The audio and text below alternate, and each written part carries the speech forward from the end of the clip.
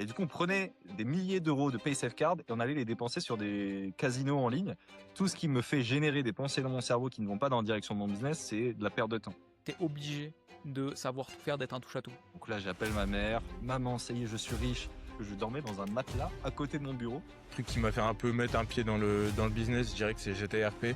Que moi, quand je code, je ne suis pas conscient que je code. Je fais qu'un avec mes lignes de code, etc. Salut à toutes et à tous, bienvenue sur Ctrl Z, un nouvel épisode, aujourd'hui en compagnie de Yanis Esman. Comment le présenter en quelques mots? Freelance, développeur, coach, spécialiste LinkedIn, fondateur de SaaS. Je sais pas s'il faut en rajouter ou pas, mais on est face à un homme à tout faire, qui pour le coup fait vraiment tout. Donc on a la chance de l'avoir aujourd'hui pour pouvoir parler de plein de sujets, ça va être super cool. Yanis, comment tu vas? Écoute, magnifique présentation. Ça va très très bien. On le dit dans tous les podcasts, mais bon, c'est vrai. Moi, je suis hyper content d'être là, de parler. Donc, ça va être super cool. On va passer un super moment. Et je vais envoyer des grosses dingueries. Donc, restez bien à le watch time. Toi, magnifique, c'est magnifique, c'est exactement ce qu'on veut. On voit Et l'expérience YouTube. Hein. je te jure, on voit, il est bon, il est bon. Et du coup, toujours accompagné de fidèle acolyte d'Orient, comment tu vas? Toujours, t'as failli dire alcoolique, hein, on se calme. Non, non, non. J'ai pas l'info. Non, non, mais pas du tout. Acolyte, hein, on va rester sur ce terme-là, je pense que ce sera le plus adapté. Écoute, moi, ça va super, hein. Yanis, on se parle depuis longtemps et ça fait plaisir de l'avoir du coup de vive voix. Il m'avait conseillé au tout début de Comment, il m'avait baqué sur des ressources qu'il avait fait, sur Twitter et tout, donc moi je suis ce qu'il fait depuis un moment, donc vraiment cool de l'avoir. Ah, ça régale. Mais même moi, du coup, je passe aussi les petits messages. Moi, je t'avais découvert sur Twitter aussi à l'époque. Avant que je me lance, je t'avais découvert sur Twitter quand tu étais focus vraiment sur la formation, je crois, si je me trompe pas, le coaching d'entrepreneur. Enfin, t'aider en tout cas, t'accompagner. Donc ouais, hyper inspirant. Et du coup, t'avoir maintenant, sachant qu'en plus, moi, je suis à focus LinkedIn à 200%. Maintenant, ta DA, c'est de bombarder plein de tools sur LinkedIn. Alors là, autant te dire que je te suis encore plus. Mais écoute, ça régale. Mais peut-être avant de parler de tes machines de guerre que tu nous as lancées là récemment, est-ce qu'on parlerait pas un petit peu de toi, de ton parcours? Comment t'en es arrivé là? Est-ce que tu as fait des études dans le domaine? Ouais, ok. Alors, je vais essayer de faire super rapide sur cette partie-là pour aller à l'essentiel. Mais déjà, Vas-y. c'est intéressant. J'avais zappé que Thomas, tu me connaissais depuis X, ou peut-être juste tu me l'avais pas dit, etc. Enfin, je Mais te l'avais ouais, pas dit, je pense. ouais, mais voilà, j'avais commencé ma création de contenu sur un 1er réseau social sur X. Alors, je vais revenir encore plus tôt. Alors, j'ai 24 ans, j'ai commencé le dev, sur Minecraft parce que voilà, je développais des petits trucs. Moi, j'ai un pote à moi qui avait, le même âge que moi et qui faisait genre des dizaines de milliers d'euros, avec son serveur Minecraft et des fois, il avait, des PaySafeCard. C'est des trucs que tu peux pas enfin, quand tu 16 ans, tu pas ton entreprise, c'est l'entreprise de ton père et du coup, tu reçois des trucs que tu peux pas mettre sur ton compte, que tu peux pas le faire et du coup, on prenait des milliers d'euros de PaySafeCard et on allait les dépenser sur des casinos en ligne à 16 ans et du coup, je me suis dit: «Ah, c'est hyper cool d'être développeur». Du coup, je me suis mis aussi, moi, de mon côté, à développer, via du Java. J'étais pas du tout aussi bon que lui. Après, j'ai fini par arrêter, puis je me suis remis au confinement et je l'ai fait de manière un peu obsessionnelle, en même temps de me mettre à la musculation. J'ai spammé le développement. Je suis entré en alternance, je faisais 700 € par mois. J'étais en mode: «Hey, c'est nul 700 € par mois». Je viens au bureau, je me lève, je travaille 35 heures, 700 balles, mais tu te fous de moi ou quoi? Du coup, j'ai décidé d'aller sur une plateforme de freelance qui s'appelle Malt et j'ai vu ça un peu comme un jeu vidéo. Je me suis dit: «OK, il y a les super malteurs, c'est genre les plus forts du jeu vidéo. Comment je fais? Qu'est-ce que je dois faire pour arriver à ce niveau-là?» Et du coup, j'ai fait tout ce qui était possible.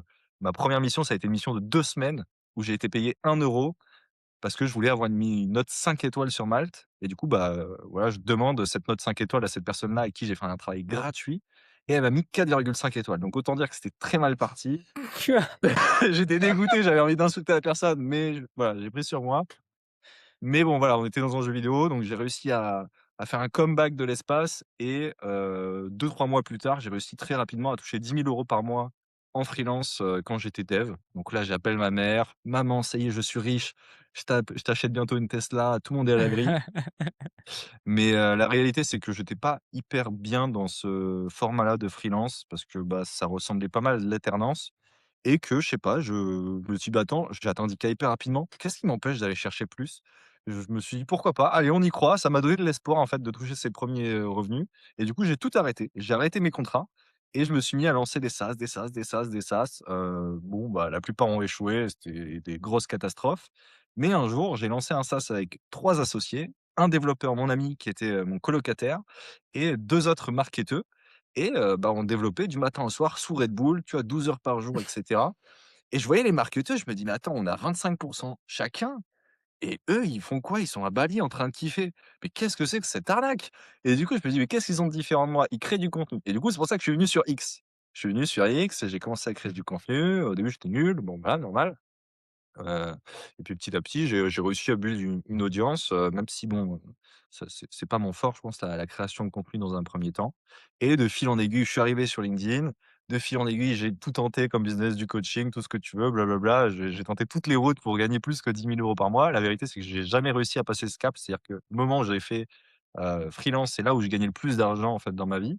Jusqu'à, ce mois-ci, justement, on pourra en reparler, où j'ai enfin Magnifique. réussi à dépasser ce cap, pardon. Mais voilà, donc j'ai lancé, après toutes ces aventures, 2 SaaS, donc Linkhub, qui est encore là aujourd'hui, qui génère des sous, dont je suis hyper fier, dont on pourra parler et Linkpost, qui est le deuxième, qui est sorti il y a quelques semaines, qui m'a permis de passer cette, barre des 10 K. Magnifique et tu nous as fait une présentation masterclass, c'était magnifique. Franchement, Je me suis le focus. résumé je te jure, le résumé que tu viens de nous faire, c'est pépite. C'est condensé. Il y a un truc sur lequel je veux bien qu'on revienne, c'est le côté jeu vidéo. J'avoue que plus on parle avec des gens, dans je sais pas si tu es d'accord, mais ce truc de jeu vidéo, tu sais, un peu le level, en mode, vraiment voir l'entrepreneuriat comme un jeu vidéo en train de passer des niveaux et toujours rechercher plus. C'est un truc qui revient beaucoup, j'ai l'impression, sur notre génération. Moi, ça me fait kiffer parce que je sors aussi de ça, je suis un gros geek à côté.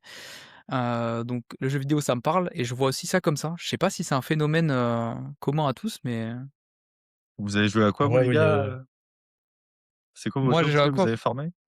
Moi, que j'ai farmé vraiment de fou, c'est Minecraft.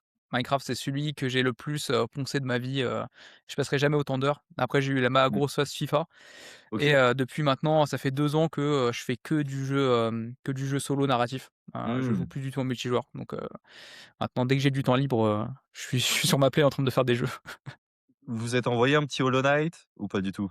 Ça vous parle? Non, j'ai pas Ah fait, OK, OK, pas encore. d'accord. Mais je suis pas un grand fan du type de jeu. Je suis pas un grand fan du die and retry, c'est pas mon truc. Je comprends, je comprends. Bah, de toute façon, c'est pas un podcast, je voulais juste j'étais curieux sur les jeux vidéo, mais j'étais curieux, ouais. Et toi, Dorian, peut-être? Moi, j'ai fait genre, bah, un peu de Fortnite, hein, comme, les gens de mon âge. Genre moi, je suis plus jeune que OK. vous en vrai, j'ai 19 ans donc en vrai, je suis un peu plus de cette gêné-là. J'ai fait un peu de FIFA aussi, pendant quelques années, les FUT champions et tout. Le truc qui m'a fait un peu mettre un pied dans le business, je dirais que c'est GTA RP. En gros, avec les Mmh. serveurs et tout. J'ai fait un peu de Minecraft où du coup, il y avait un peu ce truc-là aussi où j'ai fait quelques prestats pour des serveurs. Mais le gros truc qui m'a fait rentrer, c'est vraiment GTRP où du coup, bah, j'ai bossé avec des serveurs. Je faisais surtout leur DA en fait en tant que graphiste et hem et du coup après, j'ai bifurqué du coup le jour où un développeur, du coup un client avec qui je bossais m'a demandé si je savais faire un site. Je lui ai dit que oui alors que j'en avais jamais fait.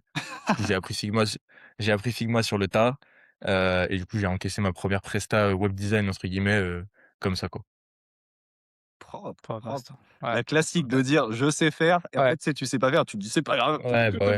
je me bouge les Ouais, fesses». ouais, Ouais, mais bah, ouais. c'est la classique, hein, Mais ouais, du coup, pareil, hein, GTRP, ouais, pour finir avec ça, comme tu disais tout à l'heure, les PaySafe Cards, j'en ai encaissé aussi, hein.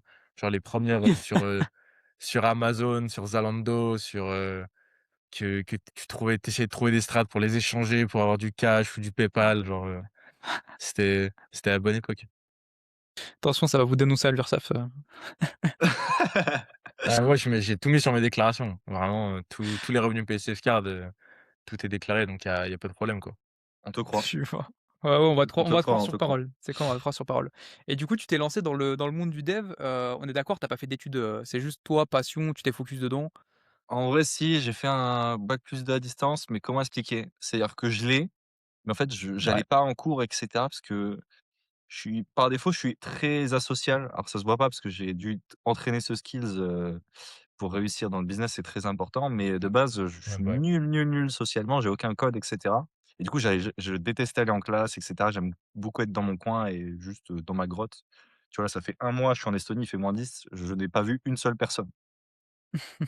Petite anecdote, je pense que ça va être croustillant, ça peut intéresser certaines personnes. Pour le niveau d'obsession, j'ai une, fille russe que j'ai rencontrée à Bali, avec qui je me suis bien entendu et cetera, qui m'a envoyé un message, sur Instagram le 27 décembre. Et moi, Instagram, je le supprime parce que pour moi, ça me déconcentre et je vais être concentré sur le business parce que tout ce qui me fait générer des pensées dans mon cerveau qui ne vont pas dans la direction de mon business, c'est de la perte de temps. C'est-à-dire si le soir, je ferme les yeux et j'imagine, ma petite amie, bah, mon temps de cerveau n'est pas bien utilisé. Donc c'est un peu le niveau d'obsession et du coup, elle m'a OK, envoyé un ouais. message le 27 décembre. Je lui ai répondu le 31 janvier et elle m'a proposé: «Viens, on se fait des appels, toutes les semaines, de 30 minutes pour s'entraîner en anglais».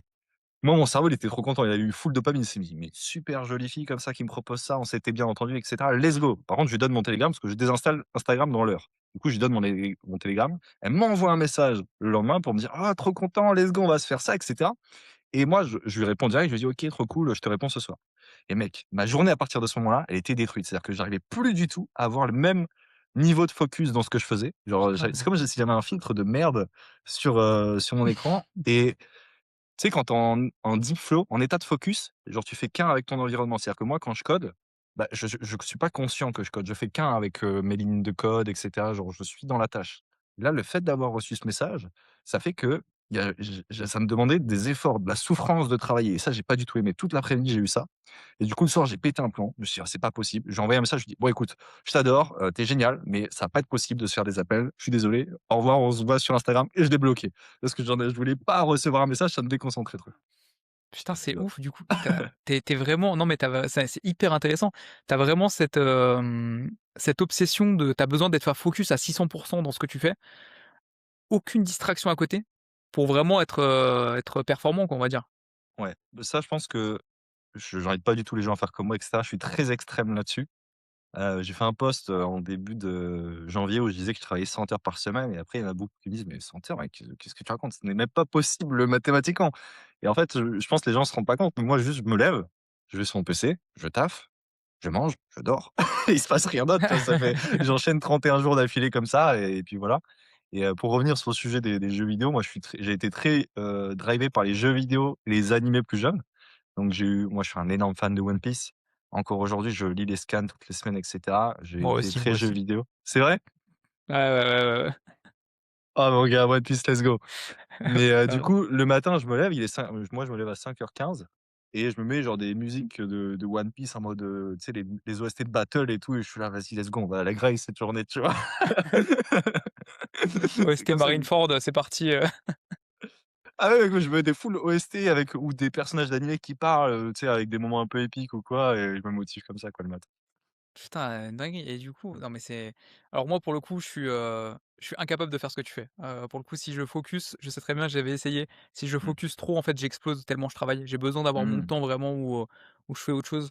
Bon évidemment tu mêles ça à la vie de couple et cetera, forcément Mmh. tu peux pas être focus à 600 mais je comprends et franchement je trouve que ça demande une résilience et une force mentale de faire ça, en tout cas peut-être une habitude pour toi.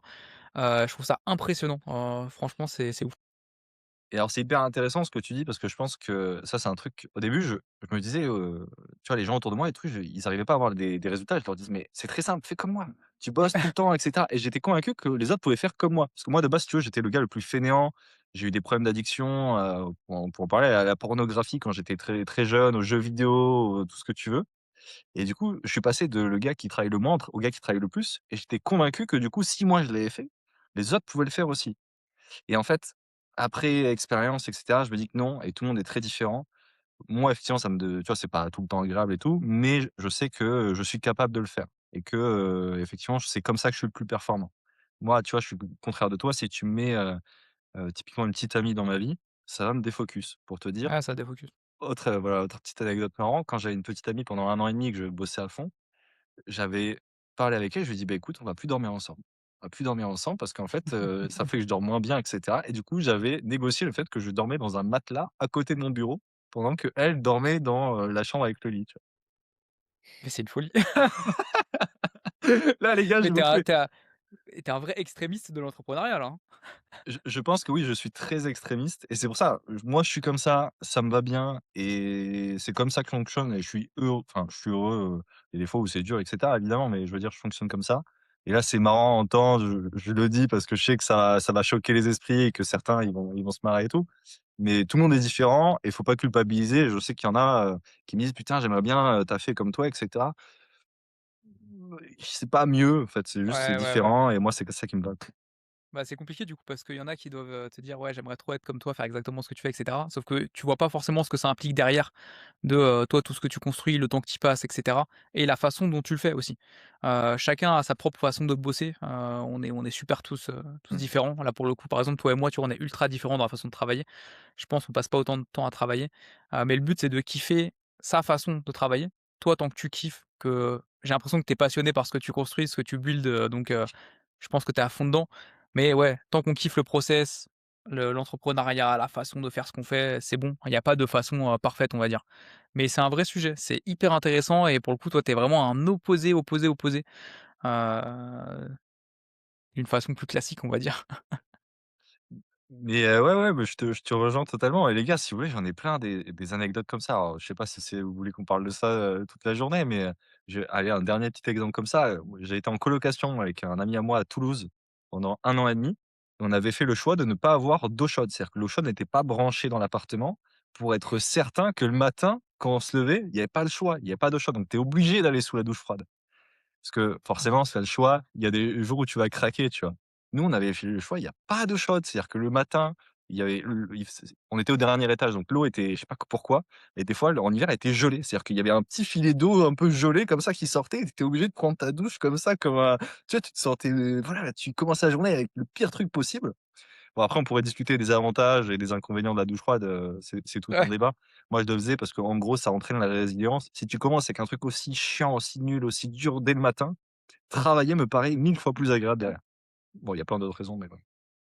Bah, franchement, c'est, bah, réel, Bon hein, en vrai, après on va dire des trucs à qui me mettent un peu plus en avantage parce que là je fais dit que dire des dingueries sur ouais, le ouais, ouais, podcast ouais. mais Non, t'inquiète, on va les 15 premières minutes vraiment, personal branding à fond là. Non, non, mais c'est bien, c'est bien. Non, mais écoute, vas-y, on va passer sur un truc un peu plus sérieux. Du coup, tu as dit que tu avais commencé activité de freelance, tu as eu tes premières missions, ça t'a pas plu. Moi, je t'ai connu, il me semble, du coup, où tu aidais des entrepreneurs déjà à lancer des SaaS ou en tout cas, tu avais déjà mis en place des méthodologies pour un peu griller les étapes, et commencer à obtenir des clients. Mmh. C'est comme ça que je t'ai connu. Ça a pris quelle place ça dans ta carrière, on va dire, dans ton début de carrière? Mmh, alors c'est intéressant, c'est le business dont je pense que je suis le moins fier. Mmh mh. Dans le sens où, en fait, faire de la formation, tu te sens un peu comme une merde en vrai j'ai l'impression à faire de la formation.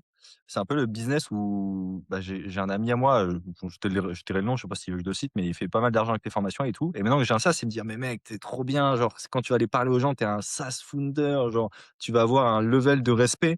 Tu sais, comme dans un jeu vidéo, genre le créateur de formation, c'est genre le SDF dans le jeu vidéo. Le tech founder qui a fait une startup avec de l'IA, c'est genre dans l'imaginaire collectif, c'est un truc de fou.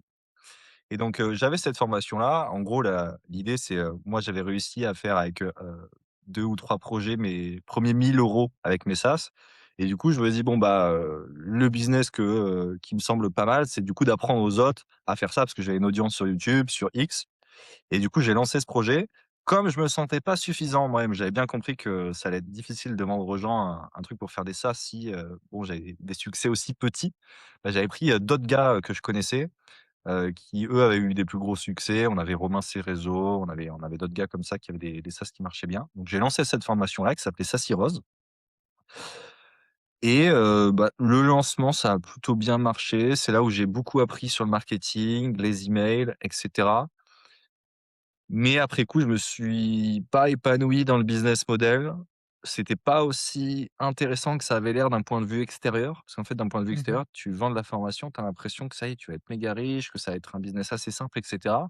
Puis je suis rentré dans le business, j'ai vu que ça ne matchait pas avec moi, que c'était pas aussi simple, que ça générait pas autant d'argent et moi, en fait, ce qui me passionne, c'est les SaaS. Du coup, j'ai continué de lancer les SaaS à côté et du coup, j'ai ce projet-là, Link qui a pris, que j'ai lancé en parallèle, qui a pris de la place et quand j'ai pu, en fait, bah, je me suis mis full time dessus, très, très rapidement.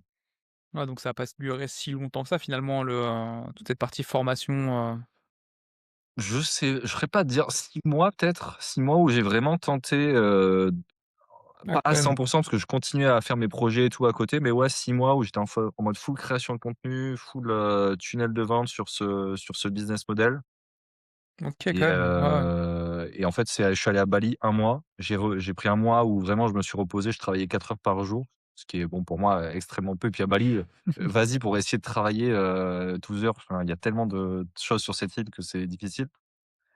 et bah, je suis revenu, j'ai décidé d'arrêter tout et de me focus sur Linkup qui, à ce moment-là, générait 700 € par mois. Donc j'ai décidé de all-in sur ce projet parce que j'étais en mode: «OK, je sens bien le truc et je génère aucune thune à ce moment-là, mais vas-y, on y va, quoi». Bah, je pense qu'on peut faire une transition pour parler du tout actuel maintenant, vu que ça, c'est un peu derrière toi, on va dire et que du coup, tu fais plus du tout ça de, formation, accompagnement? Ouais, c'est un truc que tu gardes un petit peu ou plus du tout? Non, plus du tout, plus du tout. La dernière que j'ai dû vendre, c'est il y a plus de 6 mois, donc plus du tout. Ouais, donc t'en fais plus du tout. Bah, maintenant, tu full focus sur tes sas. Et alors ouais, ça c'est un gros learning que j'ai eu, un énorme apprentissage. Moi, j'étais convaincu que pour réussir, il fallait avoir un écosystème, de différents produits, de différentes offres et comme je travaille beaucoup, je suis un peu hyperactif dans ma façon d'être. Je suis le gars vraiment objet brillant de fou. C'est-à-dire que je lançais un business, puis un autre et j'avais plusieurs business ensemble et j'avais l'impression de travailler beaucoup plus que les autres et d'avoir moins de résultats. Je me suis dit: «Mais c'est pas possible quoi, comment ça se fait? Je bosse énormément et j'ai pas les résultats que je m'attendrais à avoir».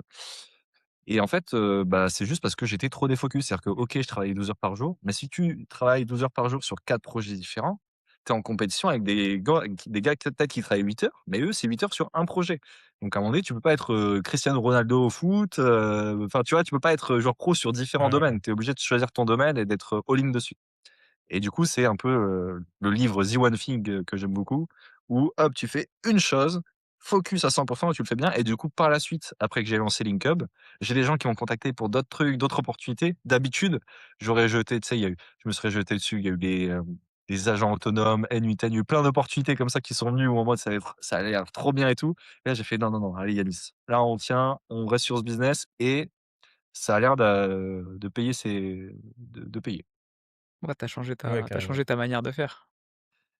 Mais ça, je pense, c'est une erreur que beaucoup font, hein, ce truc d'objet brillant. Alors, je sais pas si vous l'avez eu Ben, c'est vrai et que je l'ai fait un peu, mais en vrai, comme toi, je pense que j'essayais toujours de garder une sorte de d'écosystème, tu vois? Chaque truc, elle dessert un peu mmh, l'autre, tu vois? Pareil, j'avais pensé un peu à la formation, tu vois, à un school, parce que du coup, quand j'avais commencé TikTok, en fait, j'avais vraiment des gens qui avaient un niveau d'awareness, tu vois, bidon, tu vois, au niveau du web design. Donc du coup, bah, ouais, il y avait des gens qui étaient déjà implantés, donc du coup qui étaient, un peu product aware sur Comment, mais en vrai ça représentait peut-être, je sais pas, moins de la moitié, tu vois, du public que mmh, je ciblais. Je me suis dit: «Bah, écoute, ce que je vais faire, c'est que, bah, du coup, le cycle de vie est un peu long, mais du coup, ce que je fais, c'est que, du coup, je fais un school pour former les gens et du coup, mmh, une fois qu'ils sont formés, bah, ils auront build de la trust grâce à moi et du coup, ils vont aller acheter chez Comment et du coup, en gros, ça fait 2 business, séparés, mais entre guillemets, il y a un petit lien quand même», tu vois? ouais, Mais en vrai, c'est aussi bidon que faire, 2 autres business, séparés. Un, le cycle de vie est en vrai beaucoup trop long et en vrai, ça aurait été beaucoup trop, «long terme» entre guillemets, alors que Comment, faisait zéro à l'heure actuelle et fait toujours zéro d'ailleurs. Mais du coup, c'est pour ça que, ouais, j'ai vraiment mis tout mon focus sur ça. Du coup, j'ai fait un post récemment justement sur ça, pour dire que je suis à peu près 50-50 du coup à l'heure actuelle, parce que forcément Comment ça fait zéro, donc je vais pas me mettre full time dessus, sachant que c'est pas encore product market fit.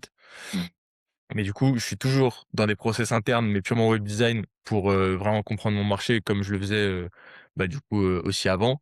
Donc je suis dans une agence un peu en interne pour capter les process, les trucs et je fais toujours un peu mes trucs solo aussi de ce côté-là pour comprendre du coup mes deux ICP principaux et pour comprendre les problématiques qui sont, j'ai envie de dire drastiquement différentes entre un solo et une agence, quoi. Et donc du coup de l'autre côté, je suis 100 sur Comment et du coup, full focus, bah, comme ça parce qu'en vrai c'est vraiment la solution, quoi. Ouais, ça va, tu réussi à délimiter quand même, tu tu que, on va dire, 2 activités parce que le problème de l'entrepreneuriat au début et j'ai eu ce problème aussi de l'objet brillant, c'est marrant, j'avais noté ça dans la trame au début et j'ai supprimé parce que je voulais qu'on en parle sur comment tu fonctionnais. Mais, de ce truc de en fait, tu as l'impression que plus tu vas lancer de trucs, plus ça va fonctionner. En mode, tu as besoin de lancer plein de Mmh. trucs, d'être sur tous les fronts pour avoir la sensation de: «OK, là, j'ai fait tout ce qu'il fallait pour que ça fonctionne». Alors que la réalité, c'est que quand j'ai compris que, bah, ça servait à rien, que c'était plus une perte de temps, d'énergie et cetera qu'autre chose et que je me suis full focus sur ma qualité de base qui est le web design, bizarrement bizarrement quand tu mets toute ton énergie là-dessus, tout va mieux, tu vois? Tout prend un sens concret donc je comprends totalement et du coup, ouais, le full focus, il y a que ça qui paye en vrai, hein. ouais, 100. Et bon, après, je mettrais un peu, j'essaie d'aller à contre-courant de ce qu'on est en train de dire et cetera pour amener un chemin de réflexion différent. C'est vrai qu'en même temps, toutes les expériences négatives que j'ai eues dans plein de domaines, ça me permet d'arriver aujourd'hui sur ce projet-là SaaS et d'avoir je suis expert nulle part en vrai, mais je suis un peu pas bon partout, tu vois? Je fais de l'emailing, c'est moi qui fais, le design, c'est moi qui fais le dev, c'est moi qui fais les appels, c'est moi qui et Mmh. en fait, je m'occupe de tout et c'est vrai que dans ça, tu as tellement de domaines, donc soit tu as 2 possibilités, soit tu les maîtrises et soit le pour moi, le un skill vraiment important, c'est de savoir bien s'entourer. Aujourd'hui, j'ai un associé qui est comme moi, qui est déter, il est au charbon matin, tu vois? On s'envoie des épées, des gifs, guerre, tu vois? Sur le Discord en mode OK, on est dans les tranchées. Donc ouais, important de savoir focus sur un truc, c'est clair. et Après, ça je n'empêche sais pas, pas je sais pas à quel point. Il non, mais ça faut Bah, n'empêche pas pour ce le que tu coup, as dit, c'est que ouais, non, vas-y, pardon. vas-y Thomas, si tu veux. Non, non, mais ouais, je rapide. Ça n'empêche pas que ce que tu as dit, de toute manière, dans l'entrepreneuriat, tu es obligé de savoir tout faire, d'être un touche à tout. Tu es obligé de savoir faire de la communication, du marketing, du setting, de convertir tes clients. Il y a un nombre de trucs que tu es obligé de savoir faire, mais je trouve que c'est plus efficace si tu arrives à le, relier tout ça à une seule, on va dire, activité principale, à un seul domaine, que de t'éparpiller en essayant de faire, de la communication à la fois sur, pour moi en avoir fait, du SEO, des ads, en même temps du site web et t'éparpiller un peu partout. Alors que si tu le fais sur un et que du coup tu appliques tout ce que tu apprends sur juste ce domaine, tu as ce double truc d'apprendre et en même temps, tu as ce focus qui fait que moi de mon côté en tout cas ça fonctionne mieux. alors ça me fait penser à une question que j'ai envie de vous poser, parce que moi j'ai une réponse qui a changé récemment là-dessus et qui vraiment moi j'ai ma réponse à 100. C'est selon vous, quelle est la compétence qui en tant qu'entrepreneur, genre c'est abusé? C'est genre le cheat code. Alors j'aime pas trop ce mot, mais vraiment moi j'en ai une en tête où elle est aberrante. Le pour moi c'est, le marketing communication. Pour moi, quelqu'un qui sait marketer, qui sait vendre ce qu'il fait, même s'il a des compétences techniques qui sont vraiment moyennes, pas dingues, il vendra beaucoup mieux que quelqu'un qui a des compétences de fou et qui sait pas faire parler de lui. Pour moi, c'est la compétence de l'entrepreneuriat en mode, si tu l'as pas, il faut la développer absolument pour t'en sortir. C'est vrai que ouais, marketing, c'est pas le mot que j'aurais dit, mais j'aurais dit vente. Pour le coup, bah, Ouais, ouais. marketing, c'est vrai que moi, depuis le Building Public, bah, tous mes clients, je les ai eus grâce au contenu en vrai et sans le contenu, je serais nulle part. Donc en vrai, ouais, contenu/vente, mais vente du coup, voilà, savoir vendre, tu peux vendre n'importe quoi et tu peux le faire dans n'importe quel business donc du coup, je pense que c'est un peu le truc clé, quoi. Ouais. Curieux d'avoir ta réponse du coup.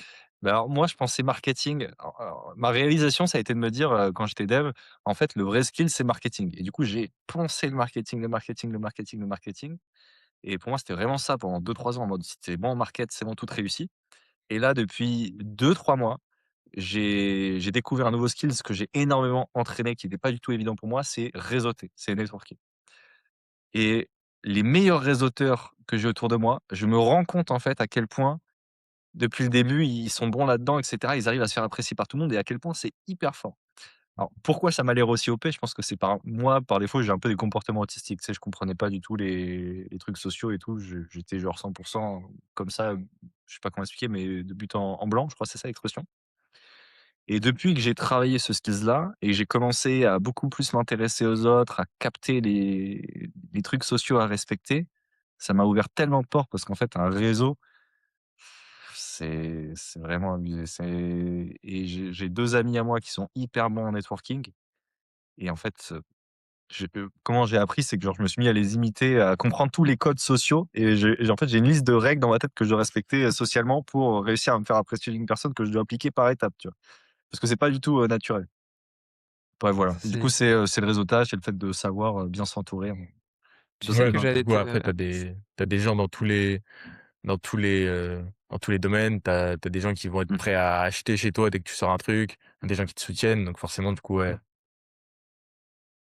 c'est hyper intéressant parce que tu sais que j'allais dire que, pendant que je parlais, que pour moi, c'est soit t'as t'arrives t'as ce truc de d'avoir déjà un réseau de base quand tu te lances ou alors d'être très fort en réseautage et dans ce cas-là, ça va beaucoup, beaucoup t'aider. Soit il faut que tu focuses sur, pour moi, dans un premier temps, apprendre à communiquer, apprendre à parler de toi, apprendre à vendre pour évoluer. Mais le truc du réseautage, j'y pensais aussi et je sais que les personnes qui se lancent, qui ont déjà un réseau qui est très, très fort parce qu'ils sont bons là-dedans, ils ont beaucoup plus de facilité, que quelqu'un qui doit apprendre à se lancer. Donc c'est hyper intéressant et moi-même je le fais très mal de réseauter. Je le sais, tu vois? C'est un de mes Ah points ouais? morts. Ouais, ouais, en fait, je suis très, de base, je suis très, solitaire, on va dire. Je suis dans mon coin, tu vois? Je suis dans ma Mmh. petite bulle, je fais mes petits trucs. Moi, je vois pas Je suis un peu comme toi, un peu moins extrémiste quand même, mais je vois pas grand monde, tu vois? Je vois pas grand monde, je suis chez moi, je bosse, quand j'ai fini, je vois ma copine, je joue, je vois deux trois potes et puis c'est fini, tu vois?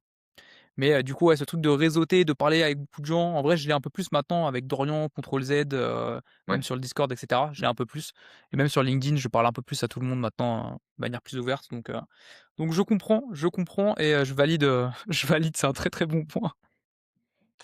Ouais, beh, c'est un des trucs qui m'a permis vraiment de scale mon business. Parce qu'avant, j'avais une réflexion où dans ma tête, c'était en mode: «OK, mon temps, il vaut hyper cher». Parce que tu vois, je visualise tous les soirs un petit peu, qui je dois être et cetera et du coup, je me dis: «Bon, si je suis cette personne-là, théoriquement, mon temps vaut hyper cher et je peux pas me permettre de diluer mon temps». C'est pas que j'ai pas envie de répondre à Mmh. personne, mais c'est juste que, bah, voilà, tu as un temps limité dans la journée et du coup, il faut le faire respecter ton temps. Et avant, du coup, vraiment, je répondais quasiment pas. J'étais, tu vois, assez froid et tout par message, genre des fois, je vais laisser des vues et cetera. Et depuis que j'ai changé mon approche en mode et je pense que c'est une philosophie de vie aussi, où plus tu donnes, plus tu t'attends rien en retour et cetera et tu réponds aux gens, tu leur donnes de trucs. En fait, ça crée une espèce d'aura autour de toi où ces gens-là vont parler à d'autres personnes bien de toi et à d'autres personnes et à d'autres personnes et du coup, ça crée un truc très positif. Ou à l'inverse, si tu fais le contraire, tu réponds pas, tu es assez froid, tu es un peu un enculé par message, grosso modo, bah, du coup, ça va se propager aussi et tu auras une mauvaise aura autour de toi. Et pour le business que j'ai aujourd'hui, bah, là, ça fait 6 mois que j'applique ça et ça a permis d'avoir une belle aura et des gens qui sont hyper fans et qui ont envie de nous soutenir. Même quand ils se désabonnent, ils continuent à partager des fois certains et cetera, parce qu'ils sont: «Putain, les 2 founders, ils se tuent, ils sont sympas», donc on a envie de soutenir, quoi. Ouais, c'est dans la ligne un peu du personal branding, de l'image que tu renvoies de toi. C'est sûr que si tu la bosses pas du tout, forcément ça t'apportera moins d'opportunités que quelqu'un qui est très ouvert, qui est très sympa par message, qui va envoyer des trucs donc bah, ouais, ça m'étonne pas trop. Est-ce qu'on fait pas, une petite transition qui n'en est une très mauvaise transition, vers ce que tu fais, vers Linkhub, ce que c'est? Parce que je pense qu'on va taper ce premier sujet. Est-ce que tu peux nous faire une petite explication? Qu'est-ce que c'est Linkhub? Comment tu en arrives à ce constat-là? Ouais, merci pour Et cette puis vas-y. transition, toute trouvée. Ouais. Heu, bah, écoute, LinkUp, c'est Ouais. assez simple. Sur, LinkedIn, il y a 3 piliers, grosso modo, pour acquérir des clients. Alors, pour résumer déjà, tous les gens qui viennent sur LinkedIn ne sont pas sados, on n'est pas fan de LinkedIn, enfin, en tout cas, j'en connais pas. C'est juste qu'on vient sur LinkedIn, on vient créer du contenu, on se dit: «Ouais, bon, c'est vrai que c'est nul, tout le monde nous dit que c'est nul, c'est la culture vide du vide» et cetera. Puis tu arrives sur LinkedIn et en fait, tu te rends compte que c'est simple entre gros guillemets d'avoir des résultats et des clients et du coup tu restes et tu es dans un truc où tu aimes pas enfin moi je suis pas en tout cas je suis pas fan de la plateforme mais je reste parce que c'est la meilleure plateforme pour avoir du business en fait. Mmh mh. Et sur LinkedIn, bah, il y a 3 piliers pour, générer du business avec ce réseau. Il y a la création de contenu, la prospection et les commentaires. Et LinkUp, ça vient s'occuper de toute la partie commentaires où le but, ça va être d'aller commenter les bonnes personnes au bon moment avec le bon message pour générer de la visibilité et des clients. Et donc il y a plein de fonctionnalités. Il y a un algorithme qui va te recommander les bonnes personnes à les commenter. Il y a un mode sans distraction pour éviter de te faire agripper par les pubs ou des posts qui n'ont rien à voir pour commenter efficacement. Tu as des suggestions faites par IA. Tu as plein de trucs comme ça qui vont t'aider à être plus performant sur la partie commentaires sur LinkedIn. Franchement, c'est tu as lancé ça quand? Et du coup, là, ça fait 12 mois, exactement. 12 mois Ça fait où 12 mois. on a, mon associé du coup qui a lancé le premier MVP. Alors comment est venue l'idée?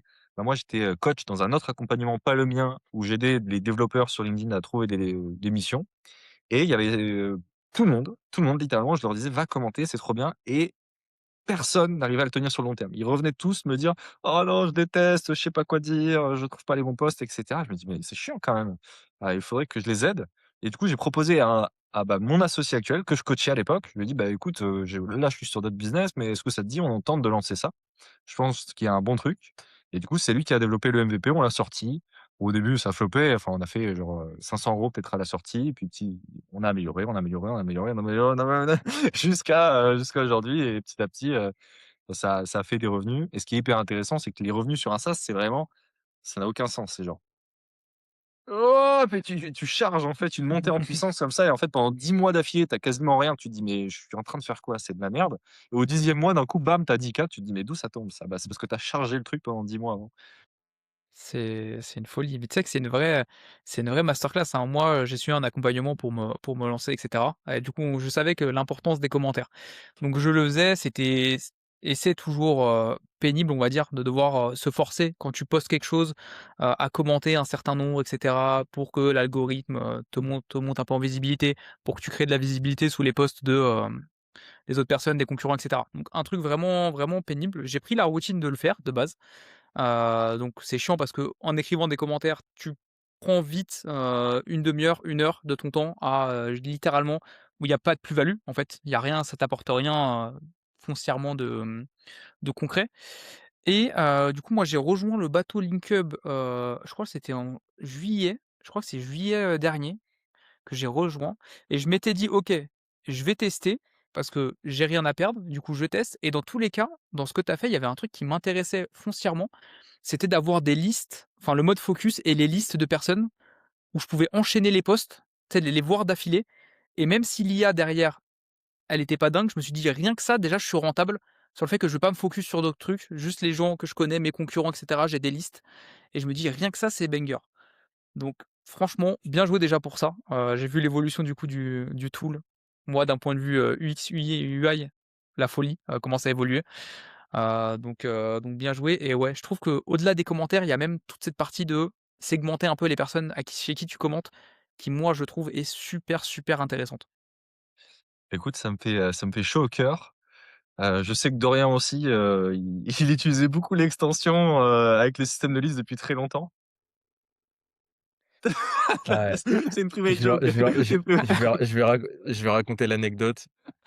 Je vais raconter l'anecdote. En gros, j'étais, tu vois, en train de pareil, tu vois, franchement refocus de fou sur la stratégie de contenu et tout, bah, pour Comment, parce que du coup, là, on sort la v1 très bientôt et donc du coup, pareil, tu vois, je cherchais un tool pour, en plus, on en avait parlé Thomas, tu vois, pour les listes et en fait, tu vois, genre, j'étais ultra fatigué à ce moment-là et genre, j'étais ultra pas focus, tu vois? Il fallait que je m'arrête de bosser, mais je m'arrêtais pas, tu vois?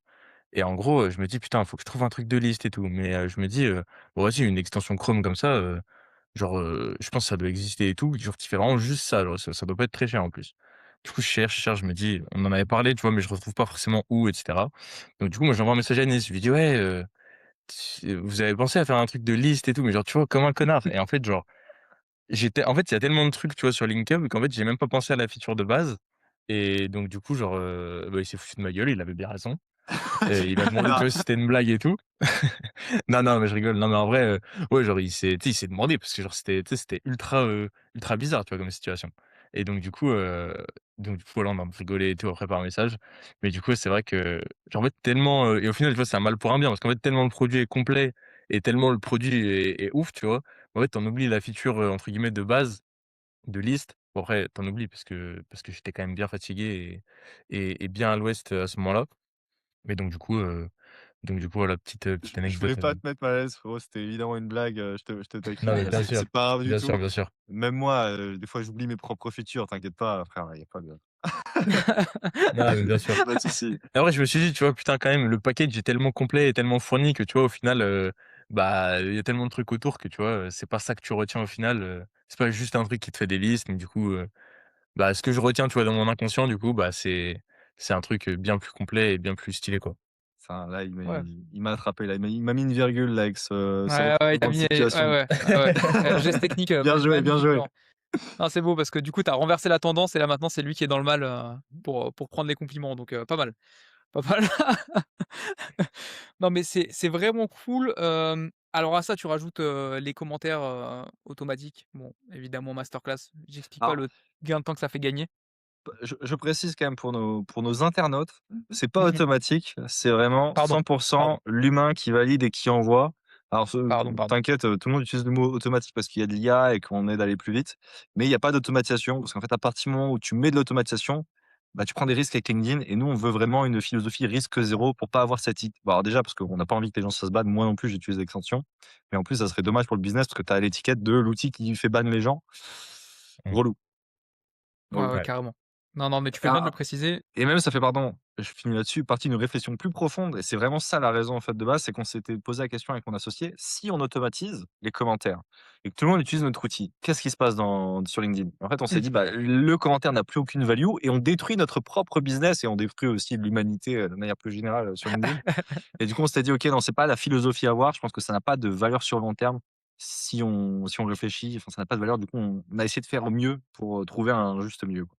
Et franchement, en vrai, si c'était des commentaires automatiques, je pense que j'utiliserais pas le tool, hein. En étant honnête pour les commentaires automatiques, c'est trop vraiment brut, brut alors que là, à chaque fois, tu peux, tu peux réviser. Moi, c'est vrai que je révise beaucoup les commentaires. J'aime bien avoir essayer de rajouter des petits trucs et tout, mais tu peux les réviser, tu les valides à chaque fois, donc c'est hyper important et je crois que d'ailleurs tu m'avais envoyé un message, parce que j'avais dit dans un podcast, ouais, moi j'utilise uniquement pour les listes parce que les premiers mois, j'avais pas bien set up le truc. Après tu m'avais envoyé une vidéo masterclass et cetera, comment faire. C'est vrai, je Magnifique. l'avais vraiment mal fait et du coup, tous mes commentaires, ils étaient pas ouf, ce qui était généré, tu vois? Mais du coup, je t'avais envoyé un message, je t'ai dit: «Ouais, OK, c'est un peu ma faute, c'est un peu ma faute, j'ai rien du tout set up» et quand tu set up rien à ta personnalité, forcément, ce qui est généré n'était pas avec mon ton, quoi. Ouais, bah, moi, je vais être encore plus critique, en fait, faire des commentaires IA, c'est très difficile de faire des Mmh mh. commentaires IA qui vont satisfaire les gens. Il y a des niches où les gens sont pas éduqués sur l'IA et ça va très bien passer. Nous, on est dans une niche de jeunes gars qui s'y connaissent en IA, qui se font pas avoir, qui ont bien l'œil. On a grandi là-dedans, peut-être pas, mais en tout cas, on a évolué et on connaît très, très bien ce truc-là. Donc en fait, c'est très, très dur de faire des bons commentaires IA. Notre outil le fait sans doute mieux que la plupart des outils, mais ça reste de l'IA et effectivement, même après avoir paramétré bien, c'est impossible d'envoyer les commentaires IA tels quels et cetera et on continue d'améliorer au jour par jour. Mais voilà, il y a pas de magie.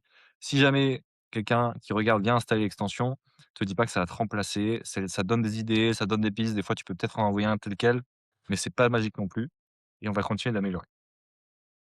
Trop stylé. Comment tu ah vas-y, vas-y, de rien, pardon. Ouais, genre Yanis, du coup, bah, tu sais, tout à l'heure, on parlait un peu des «compétences» entre guillemets «clés» du SaaS. C'est vrai que c'est un truc, quand même, ultra, ultra compliqué comme business model en vrai. Comme tu disais, que ce soit, financièrement ou que ce soit, en termes de compétences, bah, forcément tu dois toucher à tout. C'est vrai que moi, avant de déléguer à quoi que ce soit, j'essaie de me former sur tous les sujets. J'ai essayé de me former aussi au préalable en ads, en communication pour qu'en fait, du coup, tous ces skills-là, je les ai. Je suis pas le meilleur, mais du coup, j'ai quand même une base, je sais ce qui se passe et du coup, le jour où j'externalise, bah, en gros, je sais que je me fais pas arnaquer ou tout au plus, je sais communiquer et bien avec, le freelance ou la team qui va me qui va bosser avec moi sur ça, quoi. Toi, du coup, ton associé, il est développeur aussi, de ce que j'ai compris. Du coup, bah, vous êtes répartis, je pense, les tâches au début, les tâches entre guillemets «ingrates», que vous sachiez, enfin que vous saviez pas forcément faire. Même si en vrai tu avais aussi la majorité des skills, comme tu le disais. Ça s'est passé comment la répartition? Et du coup, est-ce qu'aujourd'hui vous externalisez, certaines parties? Ouais, alors, question très, très intéressante. C'est vrai qu'il y a un panel de trucs à savoir, faire dans un SaaS, c'est assez dingue. Donc tu te retrouves forcément à des moments donnés à vouloir externaliser des trucs. La vérité, c'est que nous, Mmh. pour l'instant, on n'a rien externalisé, pas à ma connaissance. Comment c'est réparti? Alors déjà, le pourcentage, on a fait un appel, je lui ai dit: «Bon, bah, écoute, j'amène les premiers clients, je suis on moi, je te garantis qu'on va faire 500 balles avec le truc. Donc c'est moi qui amène un peu le truc comme ça et cetera. Je prends 60, tu prends 40». Il y a pas eu de négo, il m'a dit: OK. «Oui». J'ai fait: «Bon, bah, let's go». Donc j'ai 60, il a 40 de la boîte et derrière, comment on a organisé le truc, c'était lui, il était responsable du côté technique et moi du reste, grosso modo. La réalité, c'est qu'il a développé au début et cetera, il a bien fait avancer le projet. Puis à un moment donné, je suis venu aussi sur le côté technique pour qu'on avance plus vite. Au moins, on est 2 devs et ça va encore plus vite. Et Mmh. en fait, voilà, lui, il est beaucoup plus responsable de la partie technique parce que c'est le skills qu'il maîtrise le mieux.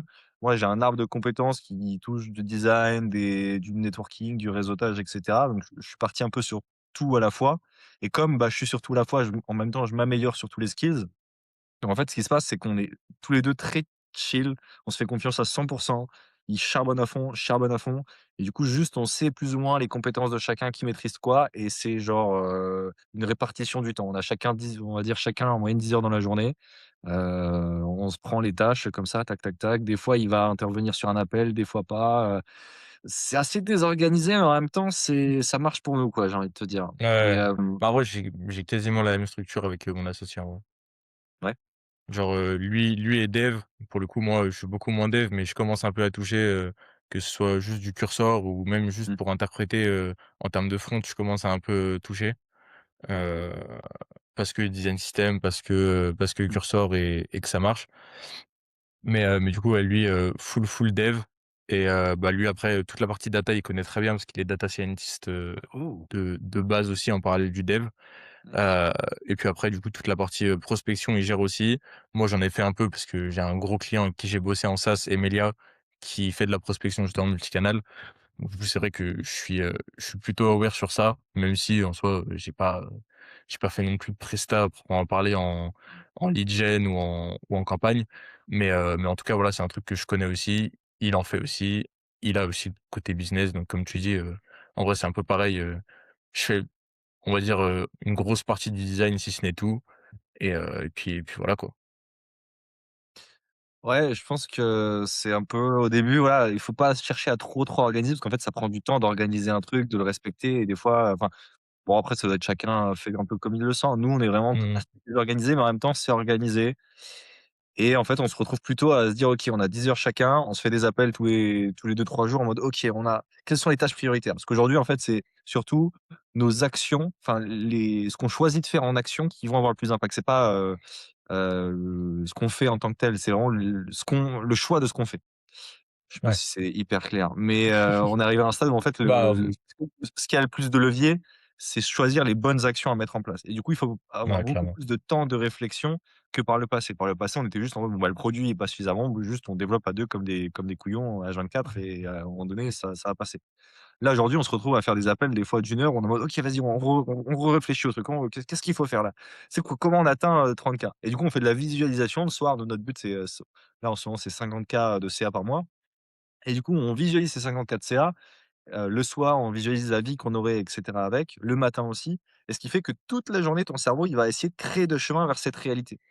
Si, imaginons, tu penses Ouais, pas à clairement. ça, bah, ton alors il faut je pense que je suis parti trop en besogne. Un truc très important pour moi, c'est le temps de réflexion de ton cerveau. C'est un truc auquel on pense pas trop, on se dit: «OK, je travaille 8 heures». OK, c'est bien, mais ton cerveau, il fait quoi les 16 heures restantes? S'il pense à d'autres trucs, c'est du temps de cerveau que tu alloues pas. Moi, c'est très important pour moi que mon cerveau, il ait 100 de son temps de pensée et de concentration le maximum possible sur le business. Parce qu'en fait, j'ai des idées, des trucs qui me viennent en tête, surtout quand je travaille pas et du coup, si je pense à autre chose, c'est en quelque part comme si je travaillais pas sur le business à ce moment-là. Donc c'est pareil, c'est un niveau d'extrême, assez ouf, mais ça me permet, le soir, le matin, tac, j'ai des idées, on les met en place, on teste et vraiment plus tu as d'idées à notre niveau, plus tu vas avoir Mmh. des très bons résultats. Je prends un exemple concret de ça, on a fait à un moment donné un carrousel. C'est-à-dire dans l'application LinkUp, on a des statistiques sur tes commentaires, sur tes impressions et cetera. Et on s'est dit: «Bon, il faut qu'on ait ce qu'on appelle une boucle virale». Une boucle virale, c'est en gros dans ton produit, tu as un truc qui fait que ça amène des clients automatiquement. Sur, Spotify, ça va être je sais plus comment ça s'appelle, Le Le Spotify Wrapped. wrap up là, le Wrapped. Voilà, le wrap, exactement. c'est un wrap. Donc à la fin de l'année, ils te partagent tes stats que tu vas partager sur Instagram. Tu vas être hyper content. Tu vas dire: «Moi, c'est ça, je suis dans telle communauté de musique» et tu fais partie d'un groupe et tu es hyper content, du coup, tu le partages. Et ça, c'est hyper puissant parce que tu fais plaisir aux utilisateurs qui eux-mêmes partagent des trucs qui vont amener d'autres users parce qu'ils auront envie de faire partie de cette communauté des gens qui partagent les wraps de l'année. Et du coup, on a voulu faire un peu ça existe sur plein de systèmes. On a Tapit aussi en France qui est du coup, Ouais, c'est pour ce que ceux qui j'allais connaissent dire, pas. vas-y, vas-y, finis, fais la OK, présentation. OK. J'allais te laisser. J'ai cru qu'on allait faire la passe comme ça, comme dans un rap. Mais ouais, qui est un software du coup, de lien. C'est-à-dire que tu, partages un lien dans ta bio YouTube, bah, lui, il va, calculer le nombre de clics qu'il y a sur le lien, il va t'amener sur l'application plutôt que sur le site web et du coup, c'est hyper fort parce que dès qu'il y a un gros influenceur qui utilise cet outil pour créer des liens, bah, on va voir que cet influenceur utilise Tapit parce qu'on voit l'URL, c'est marqué Tapit et du coup, ça va amener d'autres gens comme ça fait une boucle virale et du coup, c'est un produit qui se market par lui-même en quelque sorte, c'est hyper intéressant. Et du coup, bah, voilà, une idée qu'on a eue qui a hyper bien marché, c'est qu'on a généré des carousels avec les statistiques des gens sur leurs commentaires et ils se sont mis à faire, à publier des posts d'eux-mêmes en mode: «Hey regardez, j'ai eu telle impression, tel commentaire». Ils étaient contents de faire ces posts, ça leur fait un post qui est facile à faire, qui est gratos, sur des stats que peu de gens ont et ils sont trop contents, ça augmente la value perçue du produit et nous, ça nous fait de la pub de fou parce qu'eux, ils vont partager leurs liens d'affiliation, ça va ramener des gens et ces gens qui ont été ramenés, ils vont faire aussi leur carrousel, blablabla. Masterclass à Mmh. ce niveau-là. Ouais, c'est ce que j'allais dire, ouais, Tapit, c'est vraiment l'exemple entre guillemets du moment du product led growth, hein. En vrai, genre ils ont vraiment une «grosse base» entre guillemets de mini sales, tu vois? Qui bossent pour eux, Mmh. que ce soit avec les links in bio, bah, le nôtre il est signé Tapit, tous les backlinks, même niveau, SEO authority, bah, du coup derrière, tous les liens qui renvoient du coup ça dessert leur domaine donc c'est vraiment bien de ouf. Du coup ça c'est pour Tapit mais c'est vrai que même pour Linkup, bah, tu ouvres ton LinkedIn, tu vois un carrousel, signé Linkup avec le logo du coup en haut du carrousel, bah, c'est vrai que, comme tu dis, ouais, ça renforce l'autorité, sachant que, tu es sur le «bon canal» entre guillemets, quoi. Ouais. Ça, c'est ça qui est fort et en parlant de, du carrousel des statistiques que vous mettez dedans, c'est un truc qui m'intéressait de te demander à quel point c'est une proposition de valeur unique que vous proposez, à quel point c'est une galère d'aller chercher des statistiques comme ça? Parce qu'on sait tous que les commentaires, c'est important, on sait tous, mais de l'avoir en visu, de voir le nombre d'impressions globales, de voir des statistiques sur, l'efficacité et cetera. Comment vous avez été me chercher ces statistiques qui sont, démoniaques, mais super efficaces? Alors, cette question, je l'apprécie énormément parce que tu mets en avant un travail que j'ai passé plus d'un mois sur ces stats-là pour, créer ce Ouais, système-là, à le développer pendant l'été, enfermé, il faisait 40°, j'étais dans le sud de la France. Et en fait, c'est pareil, c'est une idée qu'on a eue. On a vu qu'il y avait les impressions en dessous de chaque commentaire. On s'est dit: «S'il y a mmh, cette stat qui est disponible sur les comptes publiquement, même si personne l'a fait, ça veut dire qu'on peut les agréger, donc les calculer, les mettre ensemble et cetera pour, afficher un tableau de statistiques». On a recherché, aucun concurrent le faisait et moi, je suis assez partisan de l'innovation, c'est le plus gros leader de revenus. Si tu arrives à innover sur un domaine et pas que de faire copier les autres, mais vraiment d'apporter énormément de valeur à ton marché, ça peut te débloquer un gros palier. Admettons, demain, tu arrives et tu as une intelligence artificielle qui est meilleure que les autres, tu auras même pas besoin de le marketer. Les gens, ils vont en parler autour d'eux, ça va être dingue et cetera. C'est exactement ce qui s'est passé. Alors, je vais parler de la partie technique après, mais sur la sortie de cette partie commentaire, quand on l'a sortie, les gens étaient étonnés. Ils étaient en mode: «Mais ça n'existe pas, c'est mmh, fou». J'ai même fait un live et cetera pour en parler et tout et ça a extrêmement bien marché. C'est le moment où on est passé de 2 000 € à cette époque-là, on a été à 2 000 à 10 000 en 2 mois. C'est notamment grâce à ça, c'est grâce à cette partie statistique. Alors comment j'ai fait pour les récupérer? C'est extrêmement difficile. À cette époque-là, on utilisait beaucoup moins l'IA, donc c'est vraiment moi avec mes petites mains qui allais coder le truc, à la mano. Je ne saurais pas trop comment expliquer, mais grosso modo, on a un truc qui doit faire en sorte que LinkedIn ne capte pas qu'on récupère ces données-là et du coup, c'est un système il y a des batchs de fonctions, donc en gros, il y a des batchs d'appels serveurs qui sont faits ensemble avec dans ces batchs-là, un randomizer de temps entre chacune des requêtes. Donc dans un premier groupe, entre chaque requête, tu as genre 7 secondes, puis 15 secondes, puis 25 secondes, puis, 40 secondes et cetera, dans le même groupe. Dans ce même groupe, le nombre de requêtes qui sont faites au serveur sont aussi aléatoires. Donc tu peux avoir 10 requêtes, 15 requêtes par groupe et cetera.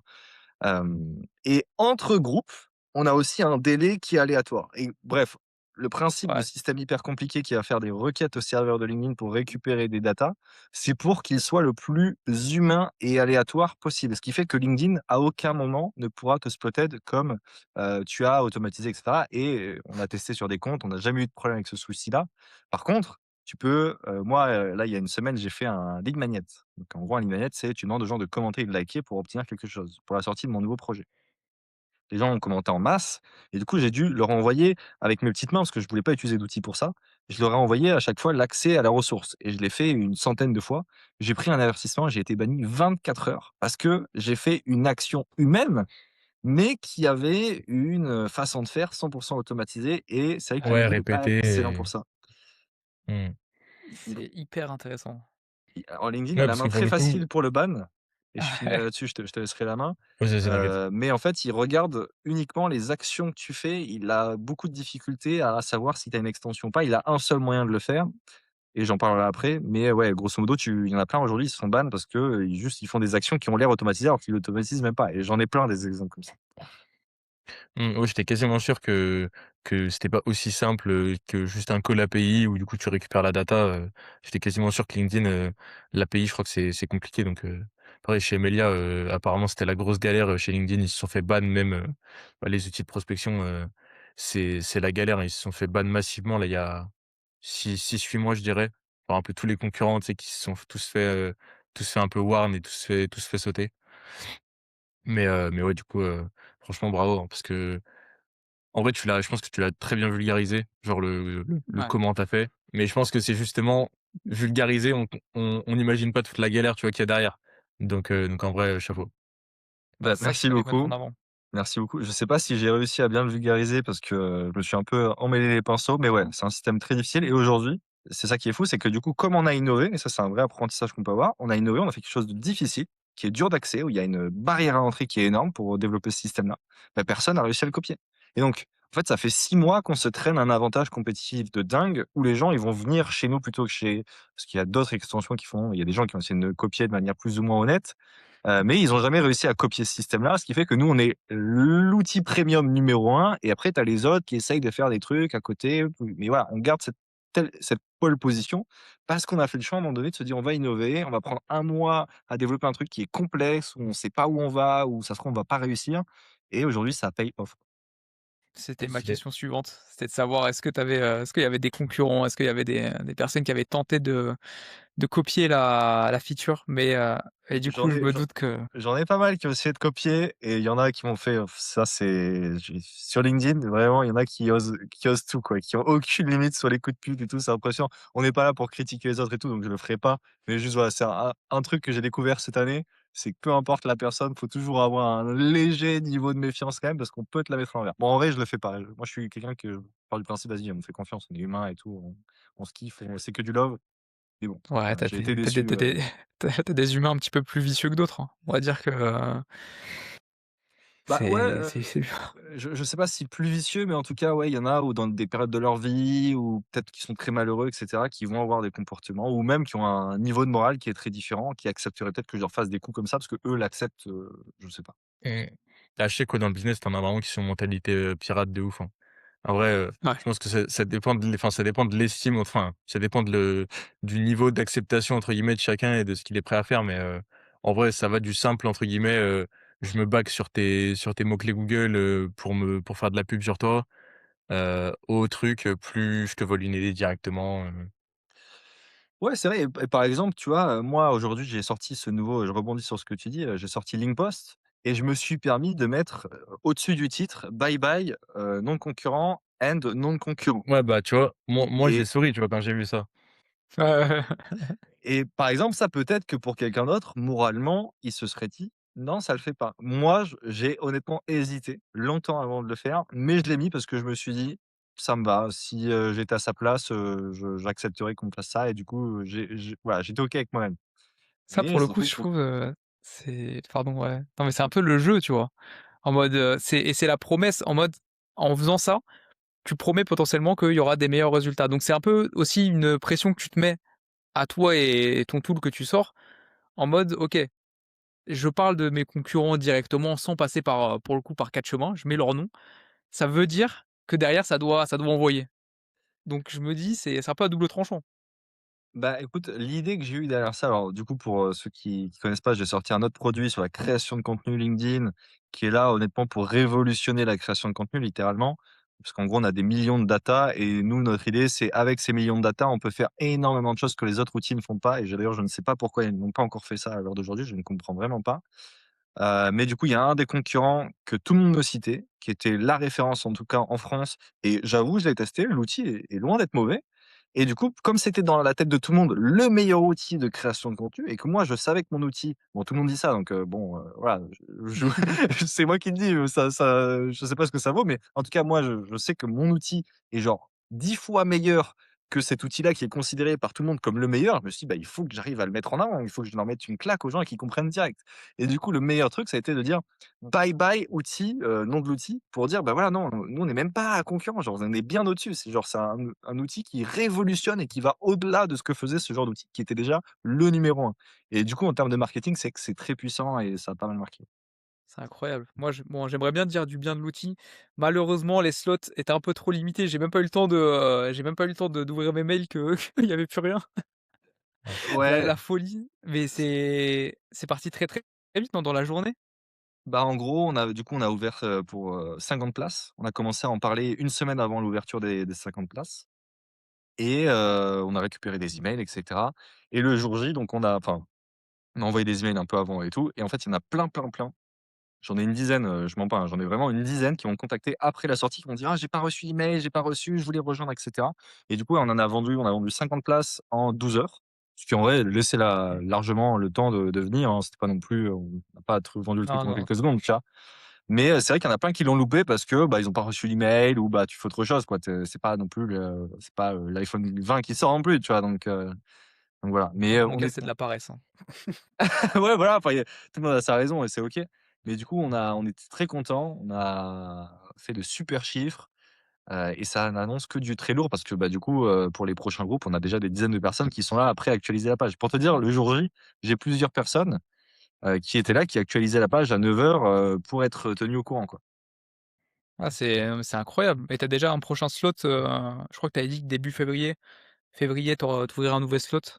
Bah, en gros, ouais, l'idée là, c'est on a les 50 personnes, on a limité à 50 parce que c'est une stratégie marketing évident, mais aussi parce qu'on veut vraiment se concentrer sur les 50. Donc en gros, là, je suis en train de faire des appels avec toutes les 50 personnes. Donc là, j'ai 30 heures d'appel, cette semaine. On prend les retours, Bon courage. on donne merci, on donne des conseils, on essaie vraiment d'apporter le max de valeur pour que les 50 premiers on les mette trop, trop bien. Que autour ça crée ce truc-là de ça crée une belle aura, les gens, ils ont trop envie de rejoindre, ils peuvent pas, frustration, tu sais, un peu comme dans une boîte de nuit. Si le Bien videur, sûr, il te dit: «Tu as pas envie de venir», tu qu'une envie en tant qu'humain, c'est d'y aller gros. C'est genre, OK, bien sûr, bien si toutes sûr. les boîtes veulent bien que je vienne, mais pas celle-là, c'est-à-dire que celle-là est au-dessus des autres, c'est un truc inconscient. Et du coup, je suis en train de faire des appels, de prendre des retours, d'améliorer. On avait déjà avant ça pris 10 influenceurs LinkedIn assez bien placés dans le game pour nous faire des retours. Et dès qu'on se sentira prêt, normalement en février, on sera un deuxième groupe de 50. Pareil, même process avec, des appels pour chacun, on prend les retours, on améliore et cetera. Et quand on se sentira prêt, on lancera en public. Magnifique. Est-ce que, parce que je vois qu'on a déjà parlé enfin, moi et Dorian, du coup, on sait ce nouveau tool, qu'est-ce qu'il fait concrètement? Parce que tu l'as vachement bien expliqué, mais du coup, plus par mail et dans ta com. Est-ce que tu peux expliquer qu'est-ce que ça apporte en plus de tes concurrents, concrètement? Par quoi commencer? La liste est giga longue, mais bah, écoute, on a énormément de données. En gros, moi, je me suis pas associé, mais en gros, on a quelqu'un dont je peux pas trop dire le nom, mais en gros, qui nous fournit une API où on a accès à l'entièreté des posts de LinkedIn. Et du coup, nous, ce qu'on fait, c'est qu'on analyse. On est allé rechercher la liste de toutes les règles et des tactiques qui sont importantes pour faire des posts viraux. On a regardé des vidéos, on a fait des recherches, là, on a repéré 33. La plus connue que je prends en exemple tout le temps, c'est le hook. Donc le hook, c'est, un truc qui accroche l'attention parce que quand tu scrolles, tu as 15 milliards de posts, plus ou moins bien et du coup, le but du hook, c'est de dire: «Hey, c'est moi le plus intéressant, donne-moi ton attention, toi qui regardes, le feed LinkedIn». Mais tu en as plein d'autres. Tu as l'open loop qui est très connu aussi sur YouTube ou dans les podcasts. C'est genre: «Attends, bouge pas, je m'apprête à te révéler comment j'ai gagné 10 000 €. Mais avant ça, il faut que je te parle de tac, tac, tac et avant de fermer cette boucle de "je vais t'expliquer comment j'ai fait à 10 000 €", tu ouvres une autre boucle. Ah mais avant, j'ai oublié de te dire que j'allais sortir un autre produit. Bon attends, pour te dire comment j'ai gagné 10 000 € et du coup, tu ouvres des boucles que tu fermes comme ça jamais. Du coup, le gars il est toujours bloqué, il est obligé de regarder la suite de la vidéo. Et un dernier exemple, tu as l'accroche contrarienne. C'est comme un hook, mais c'est une variante. C'est genre, tout le monde pense dans sa tête et c'est une croyance, que tout le monde a, on va dire, bah, tout le monde est d'accord en France pour dire: «OK, Macron, on le déteste, on l'aime pas, c'est un mauvais président». Si toi, tu arrives et tu dis: «Mais Macron, c'est le meilleur président de tous les temps et je vais te prouver pourquoi». Le hook, tu vois, il déclenche un truc dans le cerveau: «Qu'est-ce qu'il raconte?» Et tu cliques sur leur plus. Bref et du coup, on a récupère une liste de 33 de ces règles et on analyse tous les posts qu'on récupère dans notre base de données depuis cette API que, bah, un partenaire nous fournit, avec cette liste de 33 critères et du coup, on a un système de rayon X qui va te permettre d'analyser les posts de tes concurrents, de tes pairs, de toi-même et cetera et on analyse aussi les posts sur plein d'autres trucs. On analyse 100 des commentaires des posts, donc on va savoir exactement la réponse émotionnelle de quel type de post, de pourquoi ça répond comme ça. Donc par exemple, on analyse le niveau de débat et le niveau de sentiment positif ou négatif. Et du coup, ces 2 critères-là sont hyper intéressants. Ça nous permet de deviner, enfin de voir que les posts qui sont polarisants, c'est-à-dire qui ont beaucoup de débats, mais qui en même temps sont appréciés par ton audience, vont générer beaucoup plus d'impressions. Et du coup, on a développé 2 algorithmes qui sont capables de reverse engineer ça et qui sont capables de deviner avec 70 de précision à quel point l'audience va être positif en commentaire et avec 90 de précision à quel point il va avoir du débat en commentaire, ce qui sont 2 critères très importants pour la viralité. Donc voilà, on a tous ce système d'analyse avec énormément de stats. Honnêtement, j'ai 1 milliard de stats que je pourrais sortir. Ça serait hyper long et j'ai pas envie de casser les pieds aux gens. Mais dernier truc, enfin on a plein de trucs, mais allez, un dernier truc encore que je peux citer qui est vraiment cool, c'est qu'on a un algorithme qui, avant que tu publies le post, va te donner on va dire la viralité de ton post. À quel point il prédit d'être viral ou non. Donc la viralité, c'est quoi? C'est tu prends la médiane de tous tes posts. Donc admettons ma médiane, moi, c'est 80 likes. Si un post fait moins de 80 likes, tu as une viralité qui est en dessous de 1. Si ton post fait plus de 80 likes, au-dessus de ta moyenne, tu as une viralité qui est de 1,5, de 2, de fois 3, de fois 4, et cetera, et cetera. C'est important parce que le nombre de likes, bah, si, moi je fais 80 likes, ça peut être beaucoup pour certains, peu pour d'autres et donc en fait, c'est par rapport à la médiane de tes posts que tu peux voir si un post est bon ou pas. Bref et du coup, on est capable de deviner la viralité avant même que tu publies. C'est-à-dire que avant que tu publies, tu sais si ton post va être viral avec un certain pourcentage de chances. J'ai publié une étude statistique sur LinkedIn et bah, c'est assez dingue, c'est assez dingue. On l'a entraîné sur 50 000 posts et on compte entraîner sur 500 000. Il nous fallait un peu plus de thunes pour le faire. Maintenant, c'est possible. Quelle masterclass que tu viens de nous faire là, de comment tu as vendu ton truc et comment tu le vends super bien en fait. Tout ce que vous avez fait, le boulot qu'il y a derrière, c'est incroyable. Honnêtement, moi, je suis frustré parce que j'ai l'impression de mal vendre parce qu'en même temps, c'est très complexe et Je te c'est très promets dur que de non. résumer et du coup, pour te dire et je sais pas, peut-être ça va paraître pas humble ou quoi, mais pour moi, le produit, j'ai même pas à le vendre. C'est-à-dire que juste, je montre et ça, c'est on est trop content. Tu as juste à le montrer ou à dire ce qu'il fait et les gens sont en mode: «Ouais, OK, j'avoue, ça a l'air dingue, vas-y, donne-moi Ouais, l'abonnement, s'il te plaît», tu vois? ben voilà, bah, tu vois, c'est en vrai, c'est ce que je me dis et toutes les personnes qui sont concernées par la création de contenu et cetera, c'est pas possible de rester insensible à une telle proposition de valeur, en vrai. Mmh. On sait tous la galère que c'est de savoir est-ce qu'un post va marcher ou non et cetera. Donc c'est juste impossible et comment tu le marketes, comment tu le vends, comment tu en parles aussi. Parce qu'on voit que tu en parles et que, tu décris super bien ce que vous faites. Ça donne juste envie donc mais c'est pas étonnant. En même temps, le tool a l'air incroyable et du coup, est-ce que le tool s'arrête à, alors je pense qu'à mon avis, il y a des ambitions derrière, pour aller encore plus loin. Pour l'instant, le tool, il s'arrête surtout à l'analyse de poste ou est-ce qu'il va plus loin avec la création déjà, et cetera? Ouais, bien sûr. Alors, en fait, je me suis intéressé là vraiment aux points différenciants et aux grosses fonctionnalités clés, mais après tu as toutes les fonctionnalités de base, genre programmation, génération de postes, enfin toutes les statistiques de tout ce que tu veux et cetera. On a un chat IA qui est connecté à 100 de tes données et qui peut te créer une stratégie édito, qui peut, te comparer tes statistiques avec un autre créateur de ta niche. En fait, il y a un chat qui est connecté à tout. C'est-à-dire que c'est une autre fonctionnalité, c'est genre, tu lui dis: «OK, trouve-moi des posts lead magnet dans ma niche» et il va aller lui-même sur la bonne page, faire la bonne requête à la base de données et t'afficher des posts lead magnet qui ont été viraux. Par exemple, moi, dans ma niche, ça aurait été LinkedIn. Il aurait compris que ma niche, c'est LinkedIn sans que je lui explique quoi que ce soit. Parce qu'il a accès à absolument tout. Il a accès à tous nos posts en base de données, à tous les critères qu'on utilise pour noter la viralité. Et du coup, en fait, les gens, au début, ça c'est une fonctionnalité qu'on n'avait pas. Ils avaient toutes les datas, ils savaient pas comment les interpréter. Et du coup, on avait juste connecté comme un chat GPT où tu peux parler de façon humaine avec lui. Les gens, ils ont même pas à aller se déplacer sur les onglets. C'est l'IA qui le déplace au bon endroit, qui lui colle le prompt dans le truc pour générer. Enfin, voilà. Et Non pareil, mais j'ai pas parlé de la génération. Nous, ce qu'on fait, c'est pas qu'on génère un post avec ChatGPT et un prompt comme le font la plupart des outils. Oh là là, je l'ai dit, pardon. En gros, nous, c'est c'est un sorti secret tout c'est un seul. secret de polichinelle, hein, c'est un C'est secret de ça. polichinelle là, hein. Mais non, nous, ce qu'on fait, c'est qu'on a 5 algorithmes de génération différents. On génère 25 posts. Les 25, on les note avec à notre algorithme de scoring et on affiche uniquement les 5 meilleurs à la personne avec à côté les notes de viralité, de controverse, de sentiment et le système de rayon X. Et il a juste à discuter avec le chat IA, lui dire: OK, compare-moi les 5 versions. Quelle est la meilleure pour moi? Qu'est-ce qui rentre le mieux dans ma stratégie édito? Par rapport aux autres gens dans ma niche, qu'est-ce qui va le mieux marcher? Blablabla. Et ça l'aide de fou. Bon, tu me laisses 30 secondes, je vais chercher la carte bleue. Trop stylé. Non mais c'est Heu, incroyable et du coup, vas-y, vas-y, pardon, Dorian. bon, moi, je vous avoue que j'ai pris un plan, annuel, il y a 2 mois de ça, chez le bon vieux concurrent, à la baguette magique. Aïe! Heu, il est possible, qu'un churn soit effectué. On mettra un peu d'argent par les fenêtres, c'est pas très grave. Non, en tout cas, plus sérieusement, j'ai fait le petit partage d'écran, parce que moi, en tant que designer, il y a un truc qui m'a vraiment, striké, si on peut dire ça comme ça, en mode l'effet waouh du scanner. Déjà, moi, j'ai beaucoup aimé l'approche, vraiment scanner et tu vois, un peu, bah, futuriste, tu vois, X-ray mode et ça vient du bon vieux Minecraft, hein, aussi et C'est vrai, ouais, c'est vrai.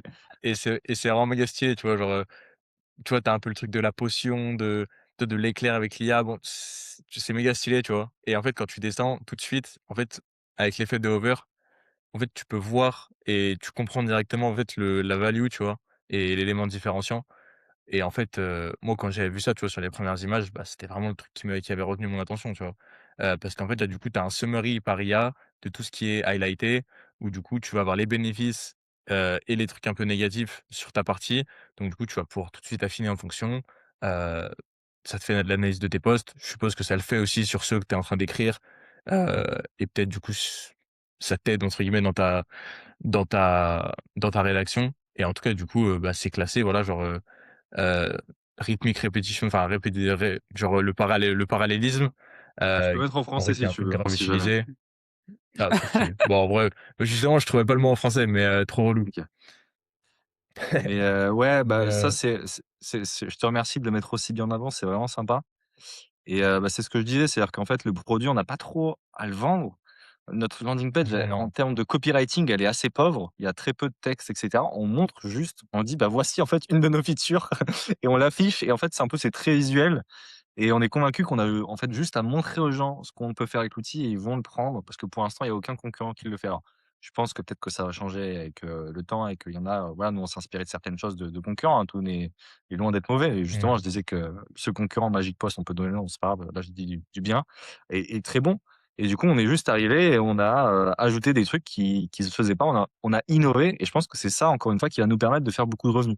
Et là, sur le Mmh. lancement, je peux partager les chiffres, ça peut être intéressant. On a fait, 9 000 € sur, 50 places. Parce qu'en fait, il y a beaucoup de gens aussi qui ont pris directement le pack, de lancement, l'abonnement annuel, en gros. L'abonnement Ouais, bien annuel. sûr. OK. Parce qu'ils Trop ont stylé. vu qu'on était très sérieux. Ils ont été satisfaits souvent parce que c'est quasiment 80 des gens qui nous ont rejoints, c'est des anciens clients de Linkup et du coup, ils étaient en Ah mode: c'est ce que «OK», j'allais te ils ont fait un demander, truc. ouais.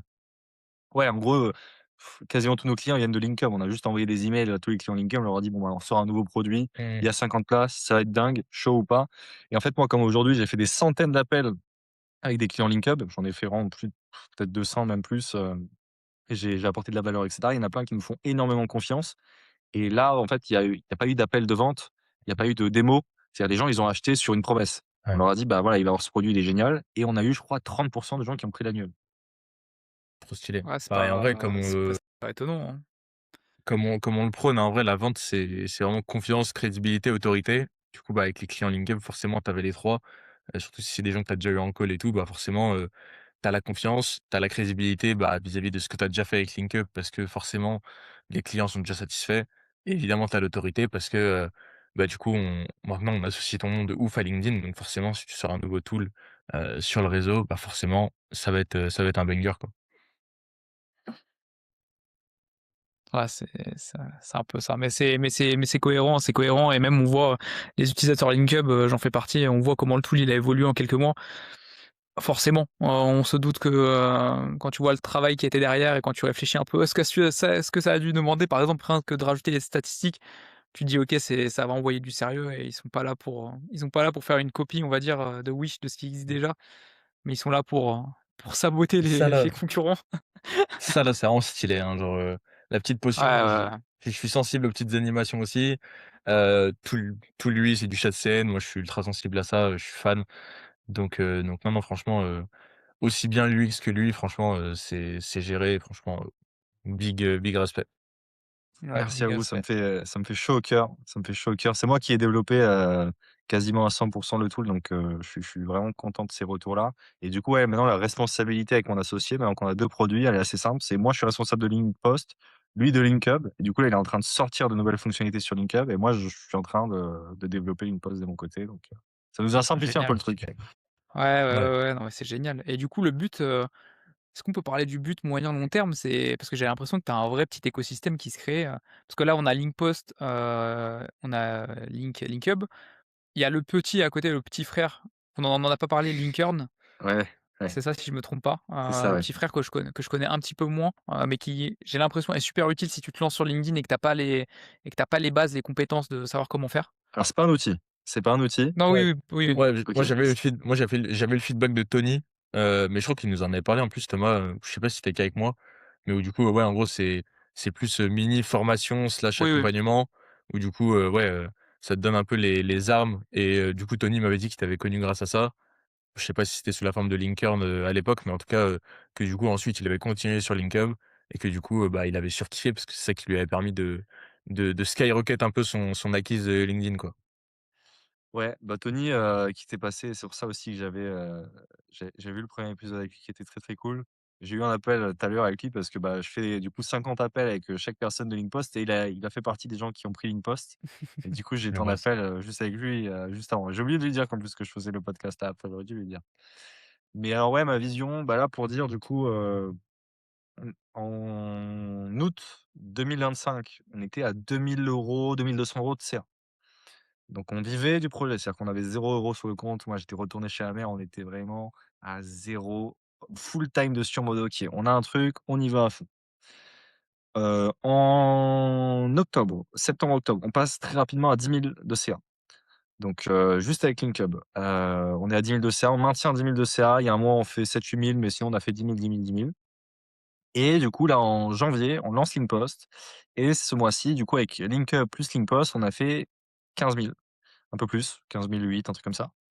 Donc on est super content, on est vraiment trop heureux, hein, de ces résultats. Pour nous, c'est trop, trop cool. On a atteint un cap, que je pense beaucoup veulent atteindre et on est hyper reconnaissant d'avoir, parce que voilà, on a eu de la chance sur plein de trucs, on a rencontré les bonnes personnes, on est arrivé au bon moment sur certaines choses et cetera. Donc évidemment, il y a eu plein de loupés et voilà, j'ai on a forcé la chance, mais on est quand même hyper reconnaissant.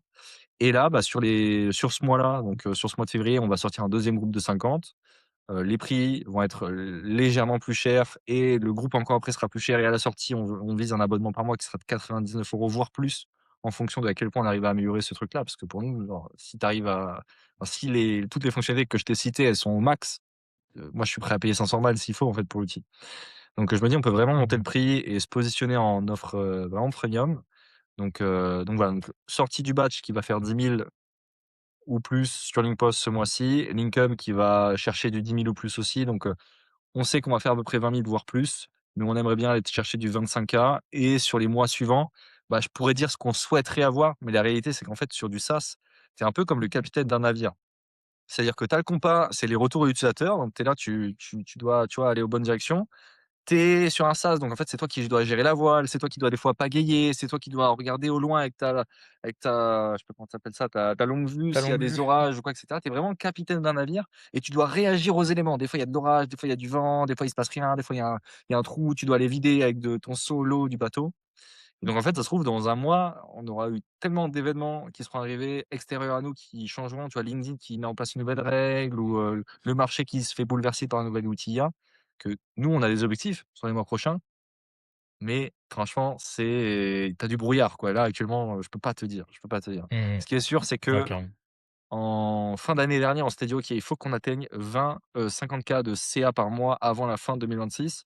Là, on a tellement bien commencé l'année, on est tellement allé plus vite qu'on pensait, qu'on se dit: «On peut aller chercher beaucoup plus, voire 100 K de CA» et bon, je peux pas dire avec qui, mais on est en discussion avec des gros, gros, gros, gros, énormes influenceurs côté US de LinkedIn qui pourraient potentiellement prendre des parts de la boîte pour nous aider à aller attaquer le marché US. Mais là, c'est OK. après, c'est l'ouverture du continent Ça serait américain, donc forcément. ça serait merveilleux parce que pour l'instant, c'est notre plus gros défaut peut-être, c'est qu'on a relativement peu de clients US. Alors ça tend à changer dernièrement. Là, hier, on a eu 5 essais gratuits US parce qu'en fait, il y a un gars notamment qui nous a découvert en US, qui a fait un post sur nous, qui a fait 800 commentaires et du coup, ça fait Ah, un peu effet trop boule de utile. neige où d'autres personnes ont commencé à en parler autour d'eux et cetera. Donc on commence à avoir un peu plus. Sur la sortie de Mmh. Linkpost, on a eu 2 gars US qui sont arrivés sur le produit, donc tout était pas bien pour eux, donc j'ai dû, voilà, être dans le bateau justement et vider l'eau, pour, corriger ces 2-3 petits bugs. Ouais, bah, ouais. Et à terme, le but, c'est de est-ce que c'est très long terme. Est-ce qu'il y a d'autres tools, Link, Tatata, qui ont enfin, pour lequel tu as des idées, vous avez des idées tous les 2 en mode: «OK, on peut aller plus loin et de faire vraiment une galaxie une galaxie, vraiment un vrai écosystème, 100 ou pour l'instant, c'est vraiment focus ces 2 projets, on les pousse au max et on voit?» Ouais, alors on a déjà une idée là-dessus, c'est qu'on veut, faire, évoluer Linkpost un maximum. Donc là, c'est moi qui me concentre sur le développement de ce produit-là. Par la suite, on veut revoir totalement Linkern, parce qu'en gros, quand on a sorti Linkhub et Linkern, je remets les choses dans leur contexte, on était à moins de 2 000 € par mois. Ce qui fait que quand on a sorti ces produits, on les a sortis en mode MVP. On a essayé d'aller vite sur le process et d'avoir un truc qui marche, que les gens vont aimer, mais on n'est pas allé au max de ce qu'on peut faire. Linkpost, c'était totalement différent. On était déjà à 10 4 CA. Donc en fait, moi, je suis parti en mode, il faut qu'on ponde une masterclass et qu'on mette tout le monde d'accord dès le Mmh. début. Donc la philosophie était totalement différente. Et là, on a envie de revenir du coup, bah, Linkub, mon associé est à fond dessus, il est en train de l'améliorer de dingue, il y a de grosses mises à jour qui arrivent et Linkern, on veut tout refaire et faire une espèce de formation de dingue avec notre propre plateforme qu'on va développer et cetera. Donc ça, on va l'améliorer aussi. Donc on va garder ces 3 produits et sur du très, très long terme, peut-être qu'on proposera d'autres produits. pour le troisième pilier qui est la prospection. Mais aujourd'hui, je suis plutôt convaincu qu'on va plutôt, j'essaie de faire des passes à des gens avec qui je suis en contact dans mon réseau pour les mettre bien aussi dans cette idée de voilà, plus tu donnes, plus tu reçois et donc eux aussi vont nous apporter Ouais, du trop leads cool. sur nos business, quoi. Trop cool. C'est fort, c'est Moi, fort. j'avais une question purement business sur Linkpost. Heu, Parce que du coup, tu as toute la gestion, bah, voilà, de enfin, solo, j'ai envie de dire. Est-ce que du coup, vous avez pensé à une approche du coup, bah, pour les copywriters, enfin pour les ghostwriters, où du coup, il y aurait un format plus workspace où du coup, tu peux avoir une gestion multi-compte ou même, tu vois, demain si, en gros, moi, je prends un pricing, enfin, je prends un plan en gros, dit «workspace» entre guillemets, où du coup, je vais bosser avec mon associé dessus, lui, il aura son compte, moi, j'ai mon compte et du coup, éventuellement, on peut backer, tu vois, faire un peu des croisements.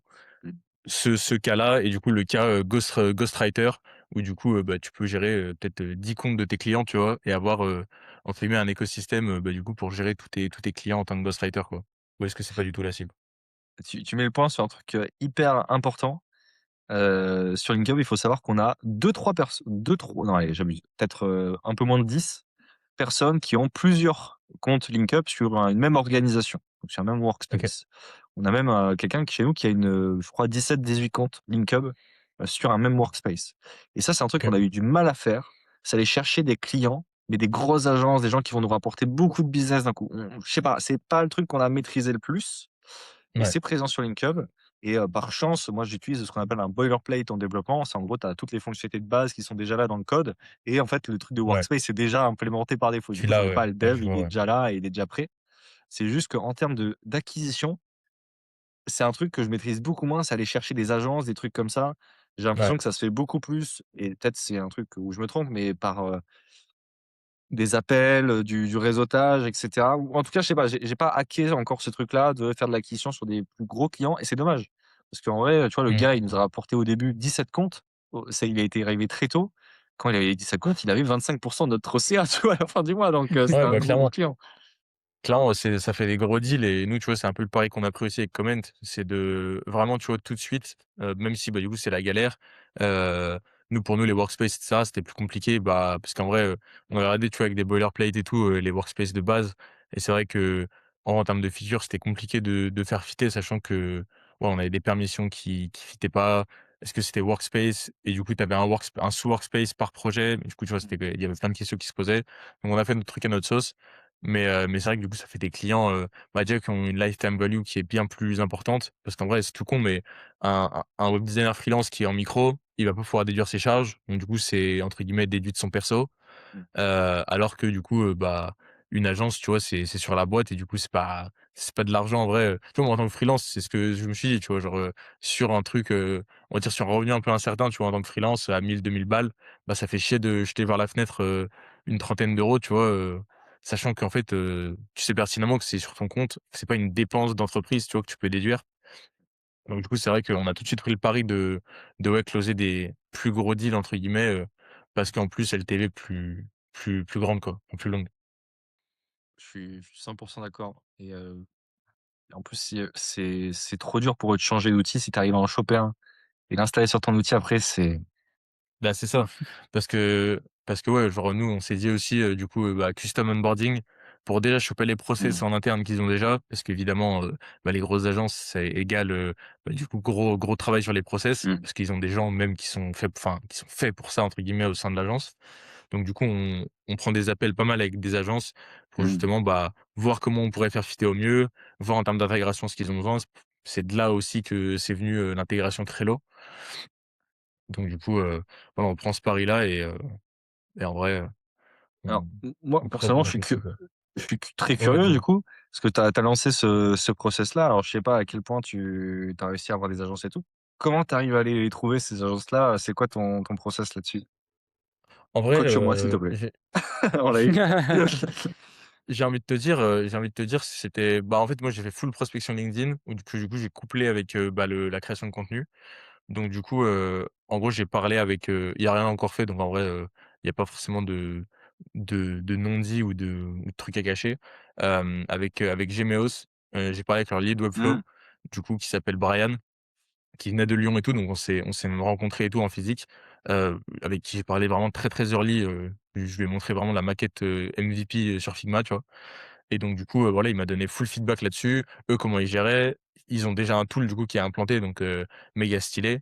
Mais ils m'ont dit qu'ils avaient des points de friction, énormes, tu vois, sur ce truc-là. Donc du coup, j'ai pu, bah, récolter à fond, tu vois, tous les avis négatifs. Ça a également fait en sorte que, je renforce un peu l'USP, tu vois? Parce que du coup, il a full validé l'idée du Kanban, tu vois? Backé en plus des commentaires. Donc du coup, c'était méga cool d'avoir ce feedback-là. Et après, en vrai, c'est vraiment tout bête, hein. Genre, quand tu réserves un appel de démo, tu as la question: «Combien vous êtes dans l'agence?» Si le mec est tout seul, il met un et plus de un du coup, ça concerne entre guillemets le plan agence qu'on a. Parce que du coup, le plan agence, il commence à trois sites.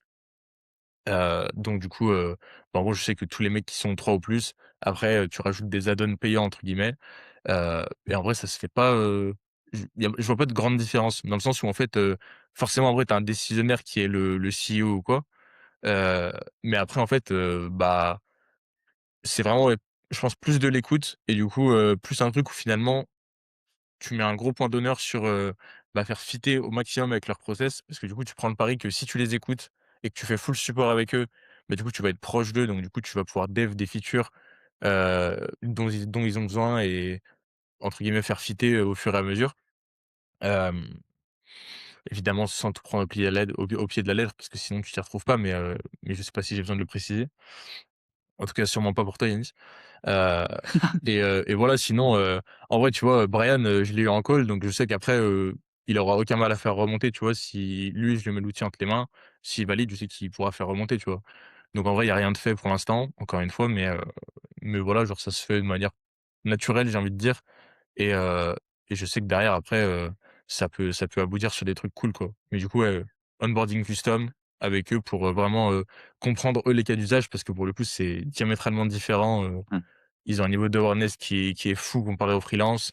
Heu, pour le coup, ils sont product aware de tout ce qui se fait, j'ai Mmh. l'impression sur le marché, tu vois, pour les Mmh. grosses agences.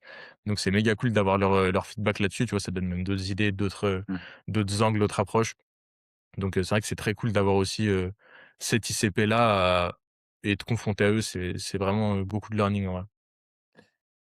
Ouais, je suis d'accord, c'est hyper intéressant ce que tu me dis et pour t'expliquer mieux la problématique justement que j'ai, c'est qu'en fait quand je vais, déjà sur LinkedIn, la plupart des gens que moi j'ai dans mon audience et cetera, c'est des solos. Donc c'est ça que je vais Ouais. attirer en majorité.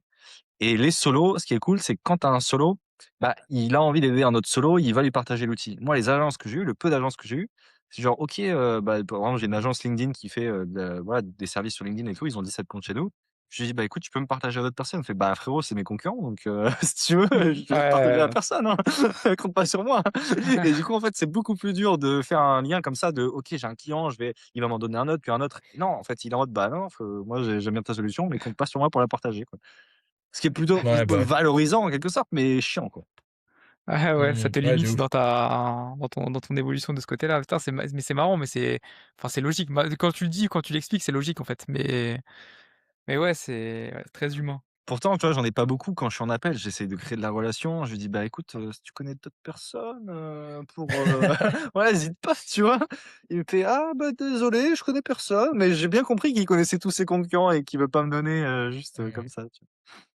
Ah ouais, c'est dommage parce que c'est vrai que, bah, pour le coup, moi, je sais que chez Emelia, tu vois, il y a beaucoup cette culture, entre guillemets, dans le cold email, où du coup, tu sais, tous les ils sont concurrents, mais tu sais, ils sont vraiment à se tirer vers le haut, tu vois? Je sais Mmh. que, bah, tu vois, le CEO d'Emelia, Nils, il m'avait raconté que, genre, au moment où il y avait eu, tu vois, le ban massif de LinkedIn, ils s'étaient vraiment, genre, tous appelés, tu vois, en mode, à se serrer les coudes, tu vois, à se demander des conseils, des feedbacks, des trucs et donc du coup, c'est vrai que, bah, moi, j'ai jamais eu trop l'approche, ouais, pirate comme ça, tu vois? Mais c'est vrai qu'après, bah, bon, en vrai, full focus le building public et après, je sais pas, du coup, tout à l'heure, on parlait, tu sais, aussi, bah, d'objets brillants et c'est vrai que je voulais faire le pont avec la distribution.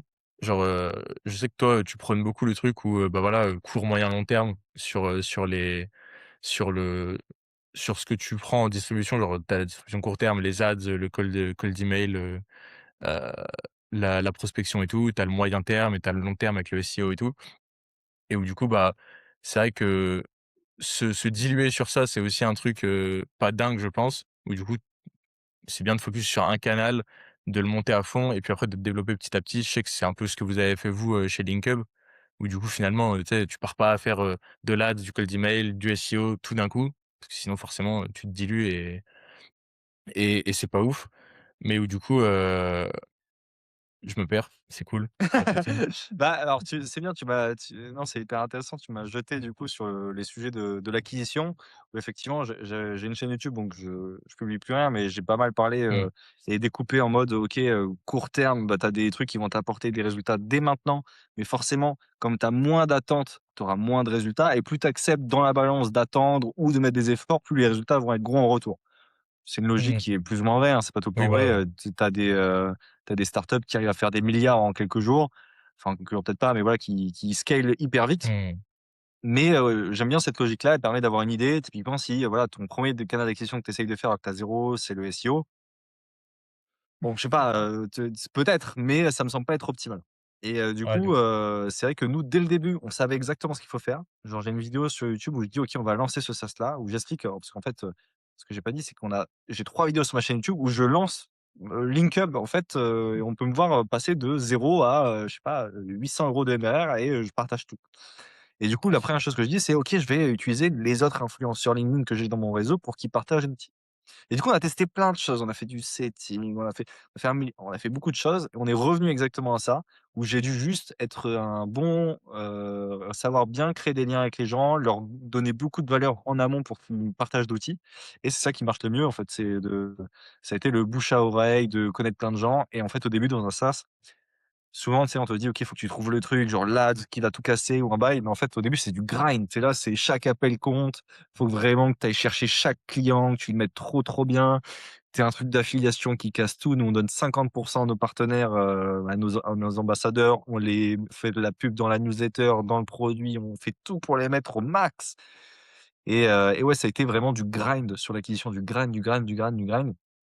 Et aujourd'hui, on va pouvoir commencer bientôt à payer des gens, notamment aux US, pour attaquer ce marché-là. Parce qu'on a l'entreprise estonienne et donc maintenant, on ne paye plus avec notre argent perso, on paye avec l'argent de la boîte, ce qui nous permet de Ouais, Mmh. payer des gens et ça aide beaucoup mieux. Ouais, trop stylé. incroyable. Voilà, déjà 2 choses, j'ai retrouvé ce que je voulais dire tout à l'heure. C'est que du coup, bah, en gros, le truc, on va dire, pour trouver, tu vois, les grosses agences, comme tu dis et les «plus gros deals» entre guillemets, bah, forcément, c'est de demander, où ils sont, tu vois? Logique. Mais du coup, est-ce que tu peux pas essayer, tu vois, de les targeter avec, un certain segment, tu vois, en ads? Ou du coup, tu veux utiliser des termes d'agence ou tu vois, des trucs que les solos vont pas forcément comprendre, mais que du coup, ce sera des problématiques que seulement les agences rencontrent, tu vois? En vrai, c'est une idée, que je balance comme ça, tu vois? Mais, et c'est pareil, peut-être se demander, tu vois, où sont les agences? Je pense, tu vois, des incubateurs comme le Charbon, des trucs comme ça. Mmh. Est-ce que ce sera que des agences LinkedIn? Sûrement pas. Mais du coup, est-ce que, se demander, tu vois, s'il y a pas un point, tu vois, un point central, tu vois, où tu retrouves un peu toutes ces agences-là? Moi, je sais que là, je suis en discussion, du coup, bah, un peu comme les influx, tu vois, LinkedIn, bah, du coup, nous, c'est un peu des influx, bah, soit TikTok pour l'affiliation, soit du coup, ça va être, tu vois, aussi des formateurs web design où du coup, tu vois, on met un petit lien, tu vois, comment, il fait un petit épisode où je fais une petite intervention, tu vois, dans la formation pour que du coup, bah, voilà, il y a un petit chapitre, tu vois, process, retour et que du coup, voilà, on plante une petite graine, tu vois, à ce niveau-là. Se demander, bah, où sont la cible que tu veux targeter, tu vois? C'est la base en vrai, tu le sais, heu, mais du coup, ouais, après, attaquer les agences LinkedIn, C'est hyper intéressant. C'est vrai que, j'ai pas forcément creusé le sujet, mais aller voir des trucs genre The Ecosystem, Le Charbon, où tu as genre 15 000, entrepreneurs qui sont mis dans un accompagnement un peu à étiquette et cetera et si tu es placé là-dedans, tu es au max, donc c'est une excellente idée. Il faudrait que j'essaye, je pense que c'est plus dur du coup de rentrer en contact avec le chef de Le Charbon, admettons ou quoi, parce que c'est des gars méga occupés, mais si tu y arrives, tu es au max et souvent le meilleur moyen, c'est de payer leur service parce que là, du coup, tu es sûr que, bah, ils vont t'écouter et cetera, bah, tu ouais, payes c'est leur clair. service. Ouais. Et Mmh. alors moi un truc et petit learning, que j'ai fait là sur justement le système d'affiliation, d'aller voir des partenaires et cetera, c'est que je leur ai mis 50 d'affiliation. On leur a fait de la pub et cetera, je les ai mis au max. C'est même pas ça qui les a le plus convaincus. Est-ce que vous arrivez à trouver qu'est-ce qui les a le plus convaincus de devenir partenaires et de nous parler de nous, en fait? Et réfléchissez aussi Hem, chez vous. moi, Franchement, je vois pas. je pense que j'ai un guess. OK, Est-ce que ce serait pas les résultats qu'ils ont obtenus, grâce à LinkUp du coup? Leurs propres métriques? même pas. La réponse c'était la relation qu'ils ont avec moi. À quel point Ouais, ils ouais. OK, trop m'apprécient stylé. en tant que Mais founder. encore une fois le network, hein. C'est-à-dire Ouais. que Vraiment, c'est les gens à qui j'ai réussi à me faire le plus apprécier, à avoir la meilleure relation. Parce qu'en fait, quand tu apprends à être, un bon networker et cetera, c'est genre tu arrives à créer de meilleures relations et même pour toi, c'est bénéfique. Même si c'est un peu hypocrite dans un premier temps et cetera, c'est très bénéfique pour toi. Et du coup, les gens aujourd'hui qui partagent le plus le tout, c'est pas ceux qui gagnent le plus d'argent, même si parce qu'en fait, l'affiliation sur un link up à 24 balles par mois, ils en ont rien à foutre. Enfin, c'est pas ça qui va vraiment les mettre à fond derrière l'outil. Ce qui les motive de fou, c'est genre je les investis de fou avec moi, je les valorise, je les écoute et je crée une super relation avec eux, où ils sont trop, trop contents en fait d'être partenaires de Linkup et du founder Yanis, tu vois? OK. Masterclass. Ah, c'est génial, c'est génial. Quand les gens ils sont heureux de travailler avec toi pour l'humain que tu es et ce que tu donnes de ta personne, la personne que tu es, au fond, derrière même le SaaS, le founder et cetera, c'est que dire? En vrai, c'est top que ça se passe comme ça, hein. C'est mieux ça que le contraire. 100 Mmh, carrément. 100 Est-ce qu'on partirait pas sur une petite conclusion? Je Qu'est-ce suis qu'on chaud peut te Ouais, parce que souhaiter? honnêtement, j'ai faim. Je Bah, ouais, commence à avoir faim. ce que j'allais dire. Ce que j'allais dire, je pense que là, si tu dois commencer à avoir faim, tu nous as prévenus au début en plus. Là, ça doit monter. Qu'est-ce qu'on peut te souhaiter pour le futur? Du coup, attaquer le marché US, petit à petit? Qu'est-ce qu'on peut me souhaiter? Bah, écoutez, ouais, attaquer le marché US. Alors, si on essayait de philosopher un petit peu sur la réponse, je dirais, le bonheur et des choses un peu plus simples parce que du coup, on cherche l'argent pour Impeccable. ces choses-là. Ouais, Mais si on parle, purement business, je dirais, un truc qui va à contresens. C'est pas ce qu'on me souhaiterait, mais ce qu'on ne me souhaiterait pas, ce serait que LinkedIn m'attrape et me dise: «Bon, ce que tu es en train de faire, c'est un peu trop dingue. Tu as plus le droit maintenant». Parce que ça, c'est un gros challenge et tu as la boule au ventre parfois d'y penser, c'est que LinkedIn, il t'attrape, il te tient comme ça. Je dirais pas par quelle partie du corps, mais il te tient bien comme il faut fermement et à tout moment, il peut faire quick et t'écraser comme ça et ton business, il est mort et ça fait extrêmement peur et c'est pour ça c'est que un c'est des très dangereux d'avoir un business qui est basé sur le business de quelqu'un d'autre, parce que tu dépends à 100 de ce business. ouais, Donc clairement. ah, tu sais j'espère que Magic Post, du coup, je sais ils sont reconnus par LinkedIn, un truc comme ça, vérifiés? ouais, bon, c'est pas un Du truc de coup, dingue, enfin, je l'ai fait la demande aussi et ça devrait être oui, validé, tu OK. vois? C'est pas un truc de Ouais, de ouais. ouf. Je me suis dit que Mais c'était un truc beaucoup social proof parce qu'en vrai, je sais que, bah, voilà, d'une réunion à l'autre, à mon avis, ils peuvent faire que de certaines choses. Je sais que, voilà, tant que moi, des feedbacks que j'ai eu, tant que tu restes un peu sur ton chemin et que tu commences pas à faire, trop de bulk et trop de prospection ou trop de spam, tu vois, bah, déshumanisé. En vrai, ils ferment un peu les yeux, tu vois, sur les activités, tu vois, un peu tierces comme ça, qui se mettent par-dessus LinkedIn. Mais du coup, c'est vrai que du jour au lendemain, c'est eux qui croise décident, les quoi. doigts pour toi. Non, mais c'était un des sujets en plus qu'on n'a pas pu aborder, mais peut-être une prochaine fois, ouais, sur la dépendance à LinkedIn parce que pour le coup, toi, dans ton domaine, ce que tu fais, tu as une grosse, dépendance, mais c'est le enfin, c'est la force des choses aussi qui veut ça. Donc finalement, c'est une grosse force et je pense que je finirai là-dessus parce que du coup, tous mes clients sont sur LinkedIn. Je suis sur LinkedIn, donc c'est hyper, straightforward en français, c'est genre, ligne droite quoi. C'est-à-dire, OK, ouais, bah, ouais. tous les gens qui sont Ouais, sur de LinkedIn ouf. potentiellement sont mes clients et du coup ça facilite beaucoup l'acquisition et tout mon travail. Mais en même temps, ce côté facilitant, il vient aussi avec un contre-coup comme souvent dans la vie, hein, voilà, les 2 côtés d'une pièce. Bah, du coup, à tout moment, je peux me faire bannir mon truc et mon SaaS que j'ai mis un an, pardon, à créer et à atteindre enfin ce palier de revenus, ça se trouve demain, il m'arrête et mon super appart en Estonie, c'est bye bye, tu vois? Bon, on va pas te le souhaiter, on va pas te le souhaiter, hein, de toute Oui, manière. bah, Non, non, j'espère pas. Et vous pas les du gars, tout. qu'est-ce qu'on peut, vous souhaiter pour, ce mot de fin? Bah, écoute, moi de mon côté, comment à fond, j'ai envie de te dire freelance, j'ai plus rien à me prouver à moi-même, j'ai envie de dire. Genre, j'ai un peu atteint le plafond de verre en freelance et c'est Mmh. pour ça que je suis pas switch d'ailleurs en agence. Ce qui me faisait vraiment le plus kiffer, c'était pas forcément gérer de l'humain, mais c'était vraiment, créer, rester dans l'opérationnel et créer un truc qui sert au plus grand nombre. Donc, du coup, bah, comment, on déchire tout, mais en vrai, j'ai pas envie que ce soit un souhait, j'ai envie que ce soit, juste, une réalisation. En vrai, on s'est mis un objectif, d'ailleurs je l'ai annoncé publiquement. Si je l'atteins pas, le jour de mon anniversaire, le jour de mes 20 ans, il y a 1000 balles qui partent, à mon meilleur pote. Mais du coup, voilà, c'est 1000 balles de MRR, le 6 juillet. Donc en vrai, c'est pas OK. déconnant, c'est une croissance saine, mais du coup, c'est 1000 balles de MRR qui seront sains, qui sont en comptant le churn. C'est pas un truc où tu atteins au 997 et tu descends le mois prochain à 200, tu vois? C'est vraiment sans compter les abonnements annuels, sans compter tout ça, aplati à l'année. Donc en vrai, ça peut paraître peu pour certains, comparé à l'hypercroissance de d'autres SaaS. Mais en tout cas, voilà, c'est the truc et en gros, si on l'atteint pas, on pivotera vraiment, on se posera des questions, tu vois? Mais en tout cas, c'est ce qu'on va atteindre, au Bah, gros écoute, je te le C'est ce minimum. qu'on va souhaite te souhaiter. Ouais, c'est et tout ce qu'on va te souhaiter. à 1 000 € de MRR, tu es bien plus proche des 10 000 € de MRR que des 0 € de MRR. C'est-à-dire que Ouais, 1 000 € de ouais, MRR, et la là, elle courbe, elle est est comme ça. Si tu es à 1 000, ça veut dire que tu es vraiment genre au début de donc mec, ouais, je te le souhaite. évidemment. Ouais, on va te le souhaiter à fond la caisse, hein. Bon, moi, ça va être plus simple, que on me souhaite du bonheur, du travail et que ça continue la croissance et puis tout ira bien, hein. Moi, je suis juste un gars chill. Ouais, c'est Je beau, fais du web les design. choses simples, les choses Ouais, simples. les choses simples, c'est ça, faut vivre la vie. Bon, bah, merci à tous du coup Sur de ces nous avoir belles écoutés, paroles, ouais, c'est ça. Du coup, je remercie Dorian et je remercie énormément Yanis, pour toutes tes Bah bonnes paroles, toute la value, même l'entertainment que tu nous as donné au début avec tes ouais, anecdotes. magnifique. C'est incroyable. On a tout axé la communication sur ça, donc c'est génial. ah, la répite que je vais me faire, ah là là. Ouais, je te jure, la catastrophe. Non, mais merci beaucoup en tout cas, Merci c'était à vous les vraiment un gars, kiff. Pour le coup, c'était c'était vraiment super. un plaisir et puis on se dit à très bientôt.